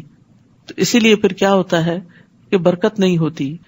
تو اللہ کی رحمت اور برکت سمیٹنے کے لیے گھروں کے اندر قرآن کے پڑھنے پڑھانے کے سلسلے جاری کرنے چاہیے, چاہے once a week, once a month, once a year, جس طرح بھی ہو. خود ذاتی طور پہ تو روز ہی پڑھنا چاہیے, ڈیلی مطالعہ کا ایک حصہ ہونا چاہیے, لیکن سب کے ساتھ اکٹھے بیٹھ کر بھی ہونا چاہیے, کیونکہ جس مجلس میں اکٹھے بیٹھ کے ذکر کیا جاتا ہے اس کو فرشتے ناپ لیتے ہیں. ان تقولوا انما انزل الكتاب على طائفتين من قبلنا وان كنا عن دراستهم لغافلين. نہیں, اس لیے یہ کتاب نازل کی کہ تم یہ نہ کہہ سکو کہ کتاب تو ہم سے پہلے کے دو گروہوں یعنی یہود و نصارہ پر ہی اتاری گئی اور ہم تو ان کے پڑھنے پڑھانے سے بے خبر رہے, یعنی ہم ان کی کتابوں سے بے خبر تھے. یا یہ کہنے لگو کہ اگر کتاب ہم پر اتاری جاتی تو ہم یقیناً ان سے زیادہ ہدایت یافتہ ہوتے. تو اب تمہارے رب کی طرف سے تمہارے پاس ایک واضح دلیل, ہدایت اور رحمت آ چکی ہے. پھر اس شخص سے بڑھ کر ظالم اور کون ہوگا جو اللہ تعالیٰ کی آیات کو جھٹلائے اور ان سے کنی کترائے, یعنی مانے نہ اور ان کو اوائڈ کرے. اور جو لوگ ہماری آیات سے کنی کتراتے ہیں انہیں ہم ان کے اس عمل کی بہت بری سزا دیں گے. کیا یہ اسی بات کا انتظار کر رہے ہیں کہ ان کے پاس فرشتے آئیں؟ یعنی مانتے کیوں نہیں؟ کیا فرشتوں کی آمد کا انتظار ہے, یا خود آپ کا رب آ جائے, یا اس کی کوئی نشانی یعنی معجزہ آئے؟ جس دن کوئی ایسا معجزہ آ گیا تو اس وقت کسی کا ایمان لانا اسے کچھ فائدہ نہ دے گا جو اس سے پیشتر ابھی تک ایمان نہ لایا ہو یا اپنے ایمان کی حالت میں نیکی کے کام نہ کیے ہوں. آپ ان سے کہیے کہ تم بھی انتظار کرو, ہم بھی انتظار کرتے ہیں. تو یاد رکھیے کہ موت کے آنے سے پہلے پہلے نیک عمل کر لینے چاہیے. جب موت آ جاتی ہے تو پھر تو توبہ بھی قبول نہیں ہوتی. وَأَنفِقُوا مِمَّا رَزَقْنَاكُمْ مِنْ قَبْلِ أَنْ يَأْتِيَ أَحَدَكُمُ الْمَوْتُ فَيَقُولَ رَبِّ لَوْلَا أَخَّرْتَنِي إِلَىٰ أَجَلٍ قَرِيبٍ فَأَصَّدَّقَ وَأَكُن مِّنَ الصَّالِحِينَ. اور اس میں سے خرچ کرو جو ہم نے تمہیں دیا ہے، اس سے پہلے کہ تم میں سے کسی کو موت آ جائے، پھر وہ کہے کہ اے میرے رب، تو نے مجھے قریبی مدت تک مہلت کیوں نہ دی کہ میں صدقہ کرتا اور نیک لوگوں میں ہو جاتا۔ ابو ہریرہ کہتے ہیں ایک شخص نے نبی صلی اللہ علیہ وسلم سے کہا، اے اللہ کے رسول، کون سا صدقہ افضل ہے؟ آپ نے فرمایا، تم اس حال میں صدقہ کرو کہ تم صحت مند ہو، مالدار ہونے کی توقع رکھتے ہو اور فقر سے ڈرتے ہو، اور اتنی دیر مت لگاؤ کہ جب جان حلق تک آ جائے تو کہنے لگو فلاں کو اتنا اور فلاں کو اتنا دے دو، حالانکہ اب تو وہ فلاں کا ہو ہی چکا، اب تو انہیں کو ہی جائے گا، تم نہ بھی کہو تو اپنے ہاتھ سے دینا افضل ہے بنسبت اس کے کہ آپ چھوڑ جائیں اور لوگ جیسے چاہیں اس میں تصرف کریں۔ اور ایک اور بات جو اس آیت سے پتہ چلتی ہے، او کسبت فی ایمانہا خیرا، کہ ایمان لانے کے بعد نیکی کا ہر عمل انسان کو اچھے مرتبے تک پہنچاتا ہے۔ ابو ذر کہتے ہیں میں نے کہا اللہ کے رسول، کون سی چیز بندے کو آگ سے نجات دلاتی ہے؟ آپ نے فرمایا اللہ پر ایمان لانا۔ میں نے کہا اللہ کے نبی، کیا ایمان کے ساتھ عمل بھی ضروری ہے؟ یہ ہمارے سوالوں کا جواب ہے۔ اب آپ نے فرمایا اللہ نے اسے جو رزق عطا کیا اس میں سے خرچ کرے۔ پہلا عمل کیا بتایا؟ صدقہ کرے۔ میں نے کہا اللہ کے رسول اگر وہ فقیر ہو اور اس کے پاس دینے کی کوئی چیز نہ ہو؟ آپ نے فرمایا پھر وہ نیکی کا حکم دے اور برائی سے روکے۔ میں نے کہا اللہ کے رسول اگر وہ ایسا کرنے سے بھی عاجز ہو، علم ہی کوئی نہیں، پتہ ہی نہیں، اور نیکی کا حکم دینے اور برائی سے روکنے کی طاقت بھی نہ ہو؟ آپ نے فرمایا کسی بے ہنر کو کوئی ہنر سکھا دے، کھانا پکانا آتا ہے کسی اور کو بھی سکھا دیں، اسی طرح کوئی اور کام آتا ہے تو دوسروں کو وہ کام ہی سکھا دیں۔ میں نے کہا اگر وہ خود بھی بے ہنر ہو، پھوڑنے رہا، اور کچھ کرنے کی طاقت نہ رکھتا ہو، کیونکہ کچھ لوگ ایسے ہوتے نکم میں ہاتھ پہ ہاتھ رکھ کے بیٹھے رہتے، کچھ نہیں سیکھتے، نہ دین نہ دنیا، کچھ نہیں آتا، پھر آپ دیکھیں کہ کتنی ذلت اٹھاتے ہیں، ہر ایک کی باتیں سنتے ہیں، ہر ایک کی نگاہوں میں حقیر ہوتے ہیں۔ آپ نے فرمایا پھر کسی مغلوب یعنی مظلوم کی مدد کر دے۔ میں نے کہا اگر وہ ضعیف اور مظلوم کی مدد کی طاقت نہ رکھتا ہو؟ آپ نے فرمایا تم تو اپنے بھائی میں کوئی خیر و بھلائی چھوڑنا ہی نہیں چاہتے۔ ابو ہریرہ رضی اللہ عنہ کے سوالات ایسے تھے کہ وہ چاہتے تھے کہ آخری درجے کا بھی نیکی کا کام کوئی پتہ چل جائے کہ کوئی محروم نہ رہے۔ تو فرمایا ایسے شخص کو چاہیے کہ وہ لوگوں کو تکلیف نہ دے، کچھ نہیں کر سکتے تو پھر تکلیف بھی نہ دو۔ تو میں نے کہا اللہ کے رسول جب کوئی شخص یہ عمل کرے گا تو جنت میں داخل ہو جائے گا؟ آپ نے فرمایا جو بھی مسلمان ان خصلتوں میں سے کسی خصلت پہ عمل کرے گا وہ خصلت اس کا ہاتھ پکڑے گی حتیٰ کہ جنت میں داخل کرا دے گی۔ یعنی نیکی کے کسی نہ کسی کام میں ایکسپرٹ ہوں، آگے بڑھیں کہ وہ کام ریپیٹڈلی کرتے چلے جائیں حتیٰ کہ وہ آپ کی پہچان بن جائے۔ جب لوگ فوت ہوتے ہیں نا تو پھر جو گواہیاں آتی ہیں، فلاں بڑا ہی سخی تھا، بڑے کھلے دل والا تھا، بڑی لوگوں کی مدد کرتا تھا۔ تو آپ سوچئے آپ کی اسپیشلٹی کیا ہے، آپ کس نام سے جانے جائیں گے؟ یہ نہیں کہ دکھاوا اور ریاکاری کے لیے کہ میں لوگوں میں مشہور ہو جاؤں، نہیں، کون سا کام ایسا ہے جو آپ دل لگا کے کرتے ہیں اور کرتے ہی رہتے ہیں، کوئی آپ کو اچھا کہے برا کہے، آپ نے اپنی زندگی کا اصول بنا لیا کہ میں نے یہ کرنا ہے۔ کیونکہ ہوتا پتہ کیا ہے، ہمارے اندر بہت سا ٹیلنٹ بھی ہوتا ہے، بہت ذہانت ہوتی ہے، ہمیں کام بھی آتا ہوتا ہے، ہم کرنے لگتے ہیں، ایک چھوٹی سی بات کسی کی ہمیں اوفینڈ کر دیتی ہے، ہم سب کچھ چھوڑ کے بیٹھ جاتے ہیں۔ ایسے لوگ کہیں کے بھی نہیں رہتے۔ تو یاد رکھیے جو نیکی کا کام کرنے والا ہو وہ ثابت قدم ہوتا ہے، مستقل مزاجی سے، کسی بات کی پرواہ نہیں کرتا، وہ ان سب باتوں سے اوپر اٹھتا ہے۔ ظاہر ہے بلند درجے اسی کے ہوں گے جو ان باتوں سے اوپر اٹھے گا۔ کوئی آپ کی تعریف کرے، کوئی آپ پہ تنقید کرے، ان چیزوں سے بے نیاز ہو جائیں۔ اللہ کی نظر میں آپ کا بلند مقام ہی اصل بلندی ہے۔ لوگوں کے دل تو بدلتے رہتے ہیں، لوگ آج تعریف کریں گے، کل تنقید شروع کر دیں گے، پھر آپ کہاں کھڑے ہوں گے؟ کیا ان سے اپنی ججمنٹ لیں گے کہ آپ کون ہیں؟ آپ کو خود پتا ہونا چاہیے آپ کون ہیں، اور اس کے بعد یہ کہ اللہ کی نظر میں آپ کا مقام کیا ہے، اس کی فکر ہونی چاہیے۔ پھر فرمایا ان الذین فرقوا دینہم وکانوا شیعا، جن لوگوں نے اپنے دین میں تفرقہ ڈالا اور کئی فرقے بن گئے، یعنی اپنی اپنی خواہشات کے مطابق دین کو لیا اور ایک دوسرے کو برا بھلا کہنے لگے، ان سے آپ کو کچھ سروکار نہیں، یعنی گروہ بندی سے آپ بیزار ہیں، ان کا معاملہ اللہ کے سپرد ہے۔ پھر وہ خود ہی انہیں بتلائے گا کہ وہ کن کاموں میں لگے ہوئے تھے۔ تو یاد رکھیے فرقہ واریت سے بچنے کی تلقین کی جا رہی ہے۔ من جاء بالحسنۃ فلہ عشر امثالھا، جو کوئی اللہ کے ہاں کوئی نیکی لے کر آئے گا تو اسے اس نیکی کا 10 گنا ثواب ملے گا، ایک نیکی ملٹیپلائی بائی 10، اور جو کوئی برائی لے کر آئے گا اسے اتنی ہی سزا دی جائے گی، 1 ملٹیپلائی بائی 1 equal to 1. جتنی اس نے برائی کی تھی اور ان پر ظلم نہیں کیا جائے گا. تو یہ اللہ کا بندوں پر بڑا ہی احسان ہے. حتیٰ کہ اس احسان کی مزید تفصیل حدیث سے پتہ چلتی ہے. ابن عباس کہتے کہ رسول اللہ صلی اللہ علیہ وسلم اپنے رب تبارک و تعالیٰ سے روایت کرتے ہوئے فرماتے، اور اس کو حدیث قدسی کہا جاتا ہے، کہ بے شک اللہ نے نیکیاں اور برائیاں لکھی، پھر ان کو بیان کر دیا. پھر جس نے نیکی کا ارادہ کیا، نیت کر لی لیکن عمل نہ کر سکا، کوئی مصروفیت آڑے آ گئی، کوئی اور وجہ بن گئی، تو اللہ نے اس کے لیے اپنے پاس ایک مکمل نیکی لکھی، وہ بھی لکھا گیا. اور اگر اس نے ارادہ کرنے کے بعد عمل بھی کر لیا تو اللہ نے اس کے لیے اپنے پاس 10 نیکیوں سے لے کر 700 بلکہ اس سے بھی زیادہ لکھا کہ کون کتنے خلوص کے ساتھ، کتنی محبت اور چاہت کے ساتھ اچھا کام کرتا ہے. اور جس نے کسی برائی کا ارادہ کیا پھر اس پر عمل نہیں کیا تو اللہ نے اس کے لیے اپنے پاس ایک مکمل نیکی لکھ لی.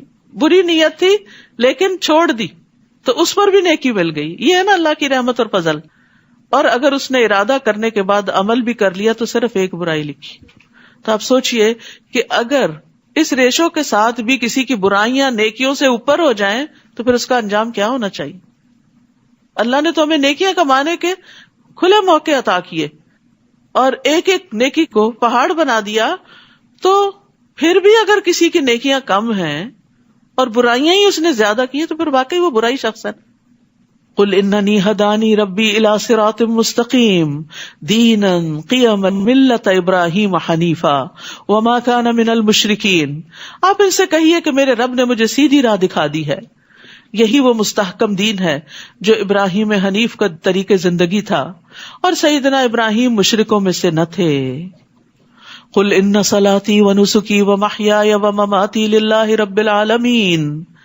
آپ ان سے کہہ دیجئے میری نماز، میری قربانی، میری زندگی اور میری موت سب کچھ اللہ رب العالمین کے لیے ہے. اللہ ہم سے ہر کام میں اخلاص مانگتا ہے، چاہے ہماری نماز ہو، جسمانی عبادات ہو، چاہے ہماری قربانی ہو، مالی عبادات ہو، زندگی پوری کچھ بھی ہم کریں، چاہے ہماری موت کا وقت ہو، ہر موقع پر اللہ ہی کو یاد رکھنا ہے، اللہ ہی کے لیے سب کام کرنے ہیں. تو نیک اعمال پر مبنی زندگی ہو اور ایمان پر خاتمہ ہو، اس کی دعا کرنی چاہیے، اس کی تمنا رکھنی چاہیے کہ زندگی میں بھی اچھے اچھے کام کروں اور موت کے وقت بھی اللہ کو راضی کر کے جاؤں. یعنی میری زندگی نیک عمل کے ساتھ ہو اور مروں تو اللہ رب العالمین کی ذات پر ایمان رکھتے ہوئے مروں. لا شریک لہ وبذالک امرت وانا اول المسلمین. جس کا کوئی شریک نہیں، مجھے اسی بات کا حکم دیا گیا اور میں سب سے پہلے اللہ کا فرما بردار بنتا ہوں. آپ ان سے کہیے کیا میں اللہ کے علاوہ کوئی اور رب تلاش کروں؟ حالانکہ وہ ہر چیز کا رب ہے. رب کون ہوتا ہے؟ خالق، مالک، مدبر، رازق، معبود. اور جو شخص بھی کوئی برا کام کرے گا تو اس کا بوجھ اسی پر ہوگا، اپنے کیے کو خود ہی بھگتنا ہوگا. کوئی شخص کسی دوسرے کا بوجھ نہ اٹھائے گا. پھر تمہیں اپنے رب کے ہاں لوٹ کر جانا ہے، اور جن باتوں میں تم اختلاف کرتے ہو وہ سب کچھ تمہیں بتا دے گا. وہی تو ہے جس نے تمہیں زمین میں نائب بنایا اور ایک کے مقابلے میں دوسرے کے درجے بلند کیے، یعنی بندوں میں فرق رکھا، تاکہ جو کچھ اس نے تمہیں دے رکھا ہے اسی میں تمہاری آزمائش کرے. بلا شبہ آپ کا رب سزا دینے میں دیر نہیں لگاتا، اور ساتھ ہی ساتھ وہ یقیناً بخشنے والا اور مہربان بھی ہے. سورۃ الاعراف. بسم اللہ الرحمن الرحیم. الف لام میم صاد. کتاب انزل الیک فلا یکن فی صدرک حرج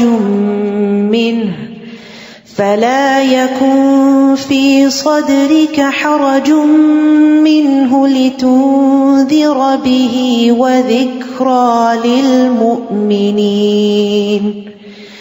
اتبعوا ما انزل الیکم من ربکم ولا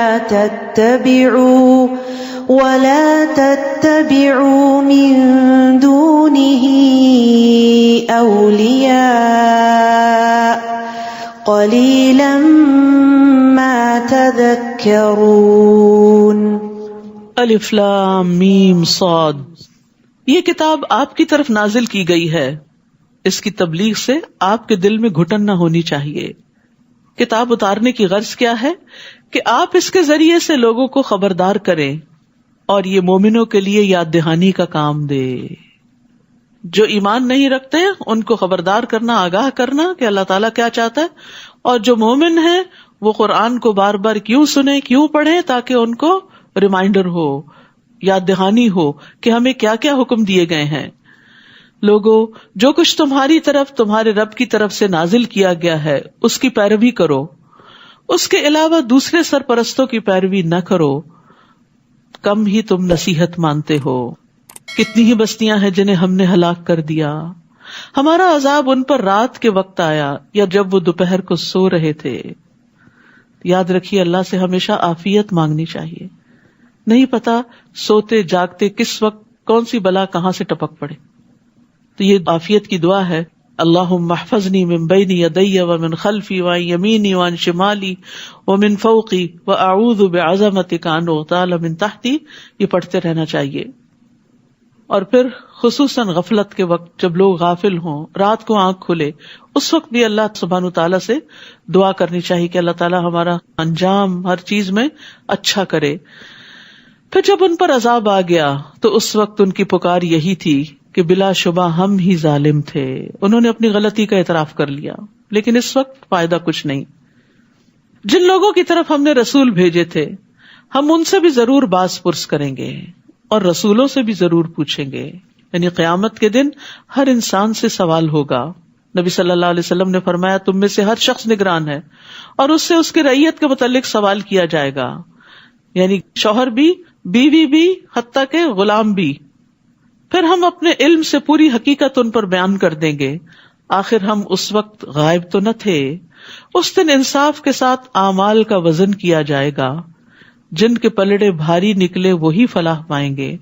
یاد رکھیے میزان برحق ہے، والوزن یومئذ الحق، اس دن اعمال تولے جائیں گے، اور بعض روایات میں آتا ہے کہ انسان تولے جائیں گے، اور بعض میں اعمال نامے تولے جائیں گے، اور بعض میں یہ کہ اعمال شکل اختیار کریں گے، جسم بن جائیں گے، اور جیسے ایک لقمہ پہاڑ برابر ہو جائے گا تو وہ پہاڑ رکھ دیا جائے گا میزان کے اندر، اور وہ میزان اتنا بڑا ہے کہ جس میں زمین و آسمان رکھے جا سکتے ہیں۔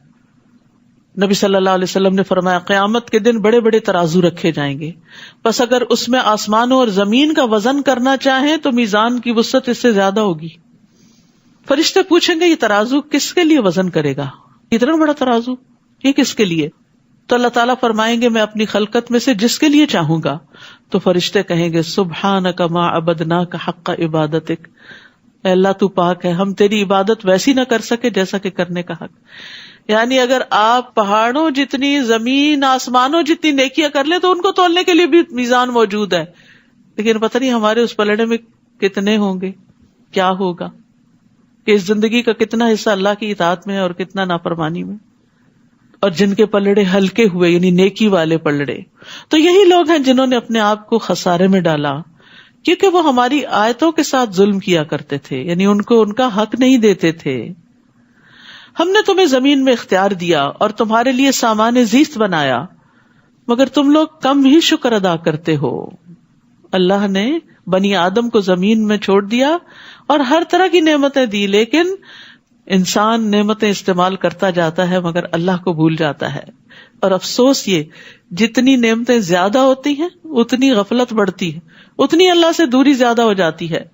وَلَقَدْ خَلَقْنَاكُمْ، اور یقیناً ہم نے ہی تم کو پیدا کیا ہے، ثُمَّ صَوَّرْنَاكُمْ، پھر ہم نے تمہاری صورت بنائی ہے۔ یہ شکلیں اللہ کی بنائی ہوئی ہے، اللہ کی کاریگری ہے، یہ اس کا ڈیزائن ہے۔ پھر ہم نے فرشتوں سے کہا کہ آدم کو سجدہ کرو، تو ابلیس کے سوا سب نے سجدہ کیا، ابلیس نے سجدہ نہ کیا۔ اللہ تعالیٰ نے اس سے پوچھا جب میں نے تجھے سجدہ کرنے کا حکم دیا تھا تو پھر کس بات نے تجھے سجدہ کرنے سے روک دیا؟ کہنے لگا میں آدم سے بہتر ہوں کیونکہ تو نے مجھے آگ سے پیدا کیا اور اسے مٹی سے۔ تکبر کا شکار ہو گیا، اور یہ بھی اپنی عقل سے ہی اس نے فیصلہ کر لیا، یعنی بڑا چھوٹا ہونے کا۔ اللہ تعالیٰ نے فرمایا نیچے اتر یہاں سے، تیرا حق نہ تھا کہ تو یہاں تکبر کرتا، لہٰذا نکل جا، تو ان لوگوں میں سے ہو گیا جنہیں چھوٹا ہی بن کر رہنا ہے. یعنی اپنے آپ کو بڑا سمجھنے والے بڑے نہیں ہوا کرتے، بڑا وہ ہے جو اللہ کی نگاہ میں بڑا ہے. کہنے لگا اچھا پھر مجھے روز محشر تک مہلت دے دے، یعنی مجھے زندگی دے دے. تو ابلیس اس وقت سے مرا نہیں، قیامت تک اس کو زندگی ہی زندگی ملی ہوئی ہے بہکانے کے لیے. اللہ تعالیٰ نے فرمایا تجھے یہ مہلت دے دی جاتی ہے. تو اب دیکھیے ابلیس کی دعا قبول ہو گئی ہے. تو کتنے بھی ہم گناہ گار ہوں، کبھی بھی نہیں سوچنا چاہیے کہ میری پتہ نہیں سنی جائے گی کہ نہیں. ابلیس نے کہا تو نے مجھے گمراہی میں مبتلا کیا، نعوذ باللہ، اللہ کو الزام دیا، تو اب میں بھی تیری سیدھی راہ پر گھات لگا کے بیٹھوں گا. یاد رکھیے اسلام کے ہر راستے پر شیطان بیٹھتا ہے. جب کوئی شخص مسلمان ہونے لگتا ہے تو اسے کہتا ہے کیا تم اپنے آباء و اجداد کے دین کو چھوڑ دو گے؟ ابن آدم اس کی بات نہیں مانتا، اسلام قبول کر لیتا ہے. پھر وہ ہجرت کے راستے پہ بیٹھ جاتا ہے تو کہتا ہے کہ تم اپنے آبائی علاقے کو چھوڑ دو گے، لیکن وہ اس کی بات نہیں مانتا، ہجرت کر جاتا ہے. پھر وہ جہاد کے راستے پہ بیٹھ جاتا ہے، کہتا ہے کیا تم جہاد کرنے جا رہے ہو؟ یہ تو نفس اور مال کے بارے میں مشقت میں پڑنا ہے، تم لڑو گے تو قتل کر دیے جاؤ گے، تمہاری بیوی سے نکاح کر لیا جائے گا، تمہارا مال تقسیم کر لیا جائے گا. لیکن اس کی بات نہیں مانتا اور وہ جہاد کرتا ہے. پھر رسول اللہ صلی اللہ علیہ وسلم نے فرمایا جس نے شیطان کے ساتھ ایسا کیا تو اللہ عز و جل پہ حق ہے کہ وہ اسے جنت میں داخل کرے، اور جو قتل کیا گیا تو اللہ عز و جل پہ حق ہے کہ وہ اسے جنت میں داخل کرے. تو یہ بڑے بڑے اعمال کی مثال دے کے ہمیں بتا دیا گیا کہ انسان مسلمان ہو بھی جاتا ہے تب بھی وہ ہر راستے پہ بیٹھتا ہے. ہر نیکی کا کام جب آپ کرنے لگتے ہیں تو وہ ضرور دل میں وسوسے ڈالتا ہے اور پیچھے ہٹاتا ہے. ثم لآتینہم من بین ایدیہم، کیا طریقہ کار ہے اس کا؟ پھر انسانوں کو آگے سے، پیچھے سے، دائیں سے، بائیں سے، ہر طرف سے گھیروں گا، بہکاؤں گا انہیں اور اپنی راہ پہ ڈال دوں گا، یعنی نافرمانی کی راہ پہ. اور تو ان میں سے اکثر کو شکر گزار نہ پائے گا. یاد رکھیے سارے غم و پریشانیوں کی بنیادی وجہ ناشکری ہے. نعمتیں نظر نہیں آتی، نعمتوں پر خوشی نہیں ہے، جو ملا ہے اس پہ راضی نہیں، جو ملا ہے اس کو دیکھتے ہی نہیں، اور جو ہاتھ سے چلا جاتا ہے صرف اس کے لیے رونا روتے رہتے ہیں. تو یہ شیطان کا سب سے بڑا ہتھ کنڈا اور وار ہے کہ وہ انسانوں کو شکر گزار نہیں ہونے دیتا. تو ابلیس دو راستے بھول گیا تھا، اوپر کا اور نیچے کا. تو ابن عباس کہتے ہیں اس نے یہ نہیں کہا کہ میں اوپر سے بھی آؤں گا، کیونکہ اسے علم ہے کہ ان کے اوپر اللہ ہے. تو ابلیس نے اپنے رب سے کہا عز و جل سے مجھے تیری عزت و جلال کی قسم میں بنی آدم کو اس وقت تک گمراہ کروں گا جب تک ان کے جسم میں روح رہے گی. موت کے وقت بھی بہکاتا ہے. تو اس کو اس کے رب عز و جل نے فرمایا مجھے اپنی عزت اور اپنے جلال کی قسم جب تک وہ مجھ سے معافی مانگتے رہیں گے میں انہیں معاف کرتا رہوں گا. اللہ آخر تک ہمارے ہوش حواس اس طرح قائم رکھے کہ ہم توبہ کر کے لا الہ الا اللہ پڑھ کے دنیا سے رخصت ہوں اور شیطان دشمن کے پندے سے نکل جائیں. کیونکہ اس وقت بھی بہکاتا ہے تمہیں تمہارا علم کام آ گیا، تم تو بڑے نیک تھے، تمہیں تو فکر کی بات ہی نہیں. اللہ تعالیٰ نے فرمایا یہاں سے نکل جا، تو میری درگاہ سے ٹھکرایا ہوا اور رسوا شدہ مخلوق ہے. یاد رکھ انسانوں میں سے جو بھی تیری پیروی کرے گا تیرے سمیت ان سب سے جہنم کو بھر دوں گا. استغفر اللہ. تو شیطان کا راستہ جہنم کا راستہ ہے، صراط مستقیم جنت کا راستہ ہے. اور اے آدم تو اور تیری بیوی دونوں اس جنت میں رہو اور جہاں سے جی چاہے کھاؤ، مگر اس درخت کے قریب بھی نہ جانا ورنہ ظالموں میں سے ہو جاؤ گے. بس ایک درخت سے روک دیا گیا، باقی سب آزادی. اور یہ سب امتحان کے لیے ہو رہا تھا. پھر شیطان نے ان دونوں کے دل میں وسوسہ ڈالا تاکہ ان کی شرمگاہیں جو ایک دوسرے سے چھپائی گئی تھی ان کے سامنے کھول دے، یعنی ان کو ننگا کرنا چاہتا تھا. لباس انسان کی عزت بھی ہے، زینت بھی ہے، ستر کا باعث بھی ہے. اس کے قابل شرم حصوں کو چھپاتا ہے اور اس کو خوبصورت بناتا ہے. گندگی والے مقامات اگر لوگوں کو نظر آتے رہیں تو لوگ نفرت کریں، لیکن شیطان نے ان کے لیے ایسی چال چلی کہ ان کا لباس اتر جائے. تمہیں تمہارے رب نے اس درخت سے صرف اس لیے روکا ہے کہ کہیں تم فرشتے نہ بن جاؤ یا تم ہمیشہ یہاں رہنے والے نہ بن جاؤ. کیسا دھوکہ دیا، بھلوا دیا کہ یہاں تو ہمیشہ رہنا ہی نہیں ہے، تو ٹیسٹ کے لیے آئے ہیں یہاں. تو یاد رکھیے آج دنیا میں بھی شیطان انسان کے پیچھے ہوتا ہے اور وہ برائیوں کو اس کے لیے خوشنما بناتا ہے، اس کو وسوسے ڈالتا ہے اور جن چیزوں سے اللہ نے روکا ہے ان کے فائدے بتاتا ہے. تو اس لیے بڑا ضروری ہے کہ شیطان کی چالوں کو سمجھیں. یہ کتاب ہے عربی کی، اس کا ترجمہ اور اس کے آڈیوز وغیرہ موجود ہے، مقائد الشیطان کی، شیطان کیسے کیسے چالیں چلتا ہے. تو ہم سب کو اپنے دشمن کی چالوں کا پتہ ہونا چاہیے. وقاسمہما، پھر ان دونوں کے سامنے قسم کھا لی کہ میں فی الواقع تمہارا خیر خواہ ہوں. سبحان اللہ، سخت جھوٹا، لیکن جھوٹی قسم کھا کے تسلی دلا رہا ہے. چنانچہ ان دونوں کو دھوکہ دے کر آہستہ آہستہ اس نے اپنی بات پہ مائل کر ہی لیا. پھر جب انہوں نے اس درخت کو چکھ لیا، فلما ذاق، وہ چکھا ہی تھا، ایک ہی لقمہ منہ میں ڈالا تھا، پیٹ بھر کے نہیں کھایا تھا، چکھا ہی تھا، تو ان کی شرمگاہیں ایک دوسرے پہ ظاہر ہو گئیں. وہ نورانی لباس، جنت کا لباس اتروا لیا گیا اور وہ جنت کے پتے اپنی شرمگاہوں پہ چپکانے لگے، کیونکہ حیا فطری طور پر انسان کے اندر رکھ دیا گیا ہے. اس وقت ان کے رب نے انہیں پکارا کہ کیا میں نے تمہیں اس درخت سے روکا نہ تھا اور یہ نہ کہا تھا کہ شیطان تمہارا کھلا دشمن ہے؟ قالا، دونوں کہنے لگے، ربنا ظلمنا انفسنا وان لم تغفر لنا وترحمنا لنکونن من الخاسرین. اے ہمارے رب، ہم نے اپنے آپ پر ظلم کیا، اگر تو نے ہمیں معاف نہ کیا اور ہم پر رحم نہ کیا تو ہم بہت نقصان اٹھانے والوں میں سے ہو جائیں گے. یہ ہے فرق شیطان اور انسان کا، کہ شیطان نے جب نافرمانی کی تو اکڑ گیا اور ڈٹائی کی. آدم اور حوا سے جب غلطی ہوئی تو انہوں نے فوراً توبہ کی، اپنے رب کو راضی کر لیا. ہمارے سامنے یہ دونوں راستے ہیں. ہم فرشتے نہیں ہیں کہ غلطی نہ کریں، غلطی ہوگی ہم سے، نہ چاہتے ہوئے بھی پھسلن ہو جاتی ہے. جب کوئی پھسل کے گرتا تو کیا وہ چاہتا ہے کہ پھسلے؟ نہیں، پتہ نہیں چلتا. اسی طرح انسان سے بھی بھول چوک ہوتی رہتی ہے، پھسلن ہے اس راستے پر. لیکن مومن پھسلنے کے بعد وہیں لیٹ نہیں رہتا، اڑ جاتا ہے اور توبہ کرتا ہے، اپنے آپ کو جھاڑتا ہے، اگر کوئی گندگی لگ گئی ہو اس کو اتارتا ہے اور صاف ستھرا ہو کے دوبارہ اپنے راستے پہ چل پڑتا ہے. اور یہی مومن کی شان ہوتی ہے. جبکہ شیطانی روش کیا ہے، شیطانی طریقہ کیا ہے؟ غلطی ہو جائے اکڑ جاؤ، تعویلیں دو، دوسرے کو بلیم کرو، جیسے شیطان نے کیا تھا کہ اللہ تعالیٰ کو بلیم کر رہا تھا. تو ہمیں سوچنا چاہیے کہ کسی بھی غلطی پر ہمارا رویہ کیا ہوتا ہے. دوسروں کو بلیم کر کر کے خوش رہتے ہیں اور اپنے آپ کو جسٹیفائی کرتے رہتے ہیں، یا اللہ سے معافی مانگ لیتے ہیں اور بندوں سے بھی سوری کر لیتے ہیں. ہم نے اپنے آپ پر ظلم کیا، اگر تو نے ہمیں معاف نہ کیا اور ہم پر رحم نہ کیا، یعنی معافی بھی چاہیے اور رحم بھی چاہیے، تو ہم بہت نقصان اٹھانے والوں میں سے ہو جائیں گے. فرمایا تم سب یہاں سے نکل جاؤ، تم ایک دوسرے کے دشمن ہو. اب تمہارے لیے زمین میں جائے قرار اور ایک مدت تک سامان زیست ہے. پھر فرمایا اسی زمین میں تم زندگی بسر کرو گے، اسی میں مرو گے، مریخ پہ نہیں جانا، اور اسی سے دوبارہ نکالے جاؤ گے. انسانوں کے لیے رہنے کی جگہ زمین ہی ہے. اے بنی آدم، ہم نے تم پر لباس نازل کیا جو تمہاری شرمگاہوں کو ڈھانپتا ہے اور زینت بھی ہے. لباس کے دو مقاصد بتا دیے گئے، سطر کو بھی ڈھانپتا ہے اور خوبصورتی بھی. اور لباس تو تقوی ہی کا بہتر ہے. وَلِبَاسُ التَّقْوَىٰ، یہ اللہ تعالیٰ کی نشانیوں میں سے ایک نشانی ہے. یعنی لباس اللہ کی نشانیوں میں سے ایک نشانی ہے. شاید لوگ کچھ سبق حاصل کریں. بخاری میں بڑا خوبصورت باب ہے کتاب اللباس، اس کو اگر پڑھا جائے تو پوری ہدایات ملتی ہیں کہ ہمیں کس قسم کا لباس پہننا چاہیے. آپ صلی اللہ علیہ وسلم کو سفید لباس پسند تھا، بہت قیمتی لباس پسند نہیں کرتے تھے.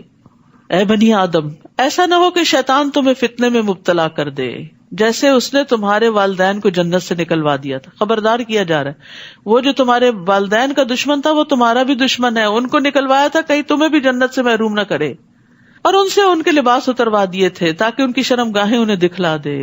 تو دنیا میں شیطان کو انسان پہ قابو پانے کا ایک بہت اچھا طریقہ کیا ہے کہ اس کو ننگا کر دیا جائے، یعنی ریویلنگ ڈریسز. اور اس میں آپ دیکھیے کہ مردوں کے مقابلے میں عورتیں زیادہ ریویلنگ ڈریسز پہنتی ہیں کہ جن سے جسم ننگا ہوتا ہے. بعض اوقات شادی کے موقع پہ ایسے ڈریسز یا تو سلیو لیس یا آرگینزا وغیرہ کے بازو لگا لیتے ہیں جو نہ ہونے کے برابر. اسی طرح بعض اوقات اتنا ٹائٹ لباس کے جس سینے کو ڈھانکنے کا حکم دیا وہی سب سے زیادہ نمایاں ہو رہا ہوتا ہے. اس کو عورت کی آزادی سمجھ دیا گیا. یہ بھی ایک خوش فہمی ہے کہ اپنے جسم کو نمایاں کرنا آزادی کہاں کی. اس کے بعد جس طرح کی مشکلات آتی ہیں وہ انسان کو آزاد تو نہیں رہنے دیتی. جس طرح کی ہراسمنٹ ہوتی ہے اور جس طرح کی پریشانیاں دیکھنی پڑتی ہیں ان کاموں سے وہ آزادی نہیں ہے. عورت کے لیے عزت کا مقام اس کی قابلیت ہے، اس کا تقوی ہے کہ وہ اپنے اعمال کی بنا پر مقام پیدا کرے، نہ کہ اپنے جسم کو ننگا کر کے دوسروں کی نظر میں جچے اور دوسروں کے لیے ایک زینت کا سامان بن جائے. تو تنگ لباس یا چھوٹا لباس یا باریک لباس پہن کر انسان دراصل دوسروں کے ہاتھ میں ایک پپٹ سا بن جاتا ہے کہ جیسے وہ چاہتے ہیں ہم ویسے ایکٹ کر رہے ہیں، اس طرح بن رہے ہیں. پپٹ کیا ہوتی کہ آپ جس طرح اس کو چلاتے ہیں ویسے وہ چلتی. تو اگر ہم لوگوں کے چلانے پہ چل رہے ہیں، جیسا وہ لباس پسند کرتے ہیں ہم وہ پہن رہے ہیں، تو پھر ہماری اپنی سوچ سمجھ کہاں ہے اور اللہ کا حکم کہاں ہے؟ تو یاد رکھیے عورت کے لیے خاص طور پر ایک بہت بڑی آزمائش ہے، اور یہ اس کے جنت میں جانے کے راستے میں رکاوٹ بھی ہے، کیونکہ نبی صلی اللہ علیہ وسلم نے فرمایا جہنمیوں کی 2 قسمیں میں نے ابھی تک نہیں دیکھی، یعنی آپ صلی اللہ علیہ وسلم کے زمانے میں یہ لوگ نہیں تھے. ایک وہ جن کے پاس بیل کے دموں جیسے کوڑے ہوں گے جن سے وہ لوگوں کو ماریں گے، یعنی ظالم حکمران.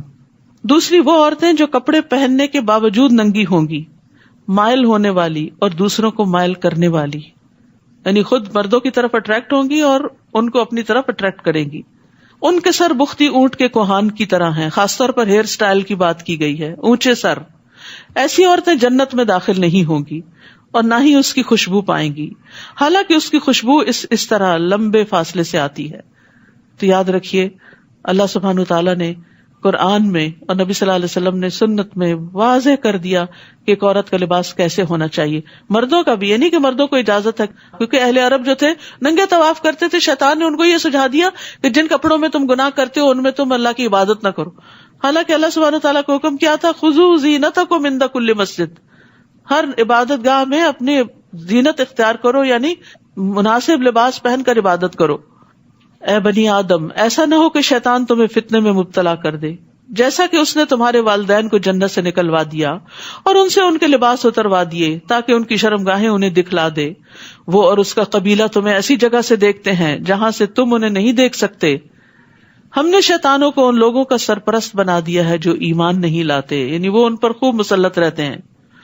اور جب وہ کوئی شرمناک کام کرتے ہیں تو کہتے ہیں ہم نے اپنے باپ دادا کو اسی طریقے پر پایا، یعنی ننگے طواف کرنے وغیرہ کا طریقہ، اور اللہ نے ہمیں ایسا کرنے کا حکم دیا ہے، یعنی غلط بات کو اللہ کی طرف منسوب کرتے ہیں.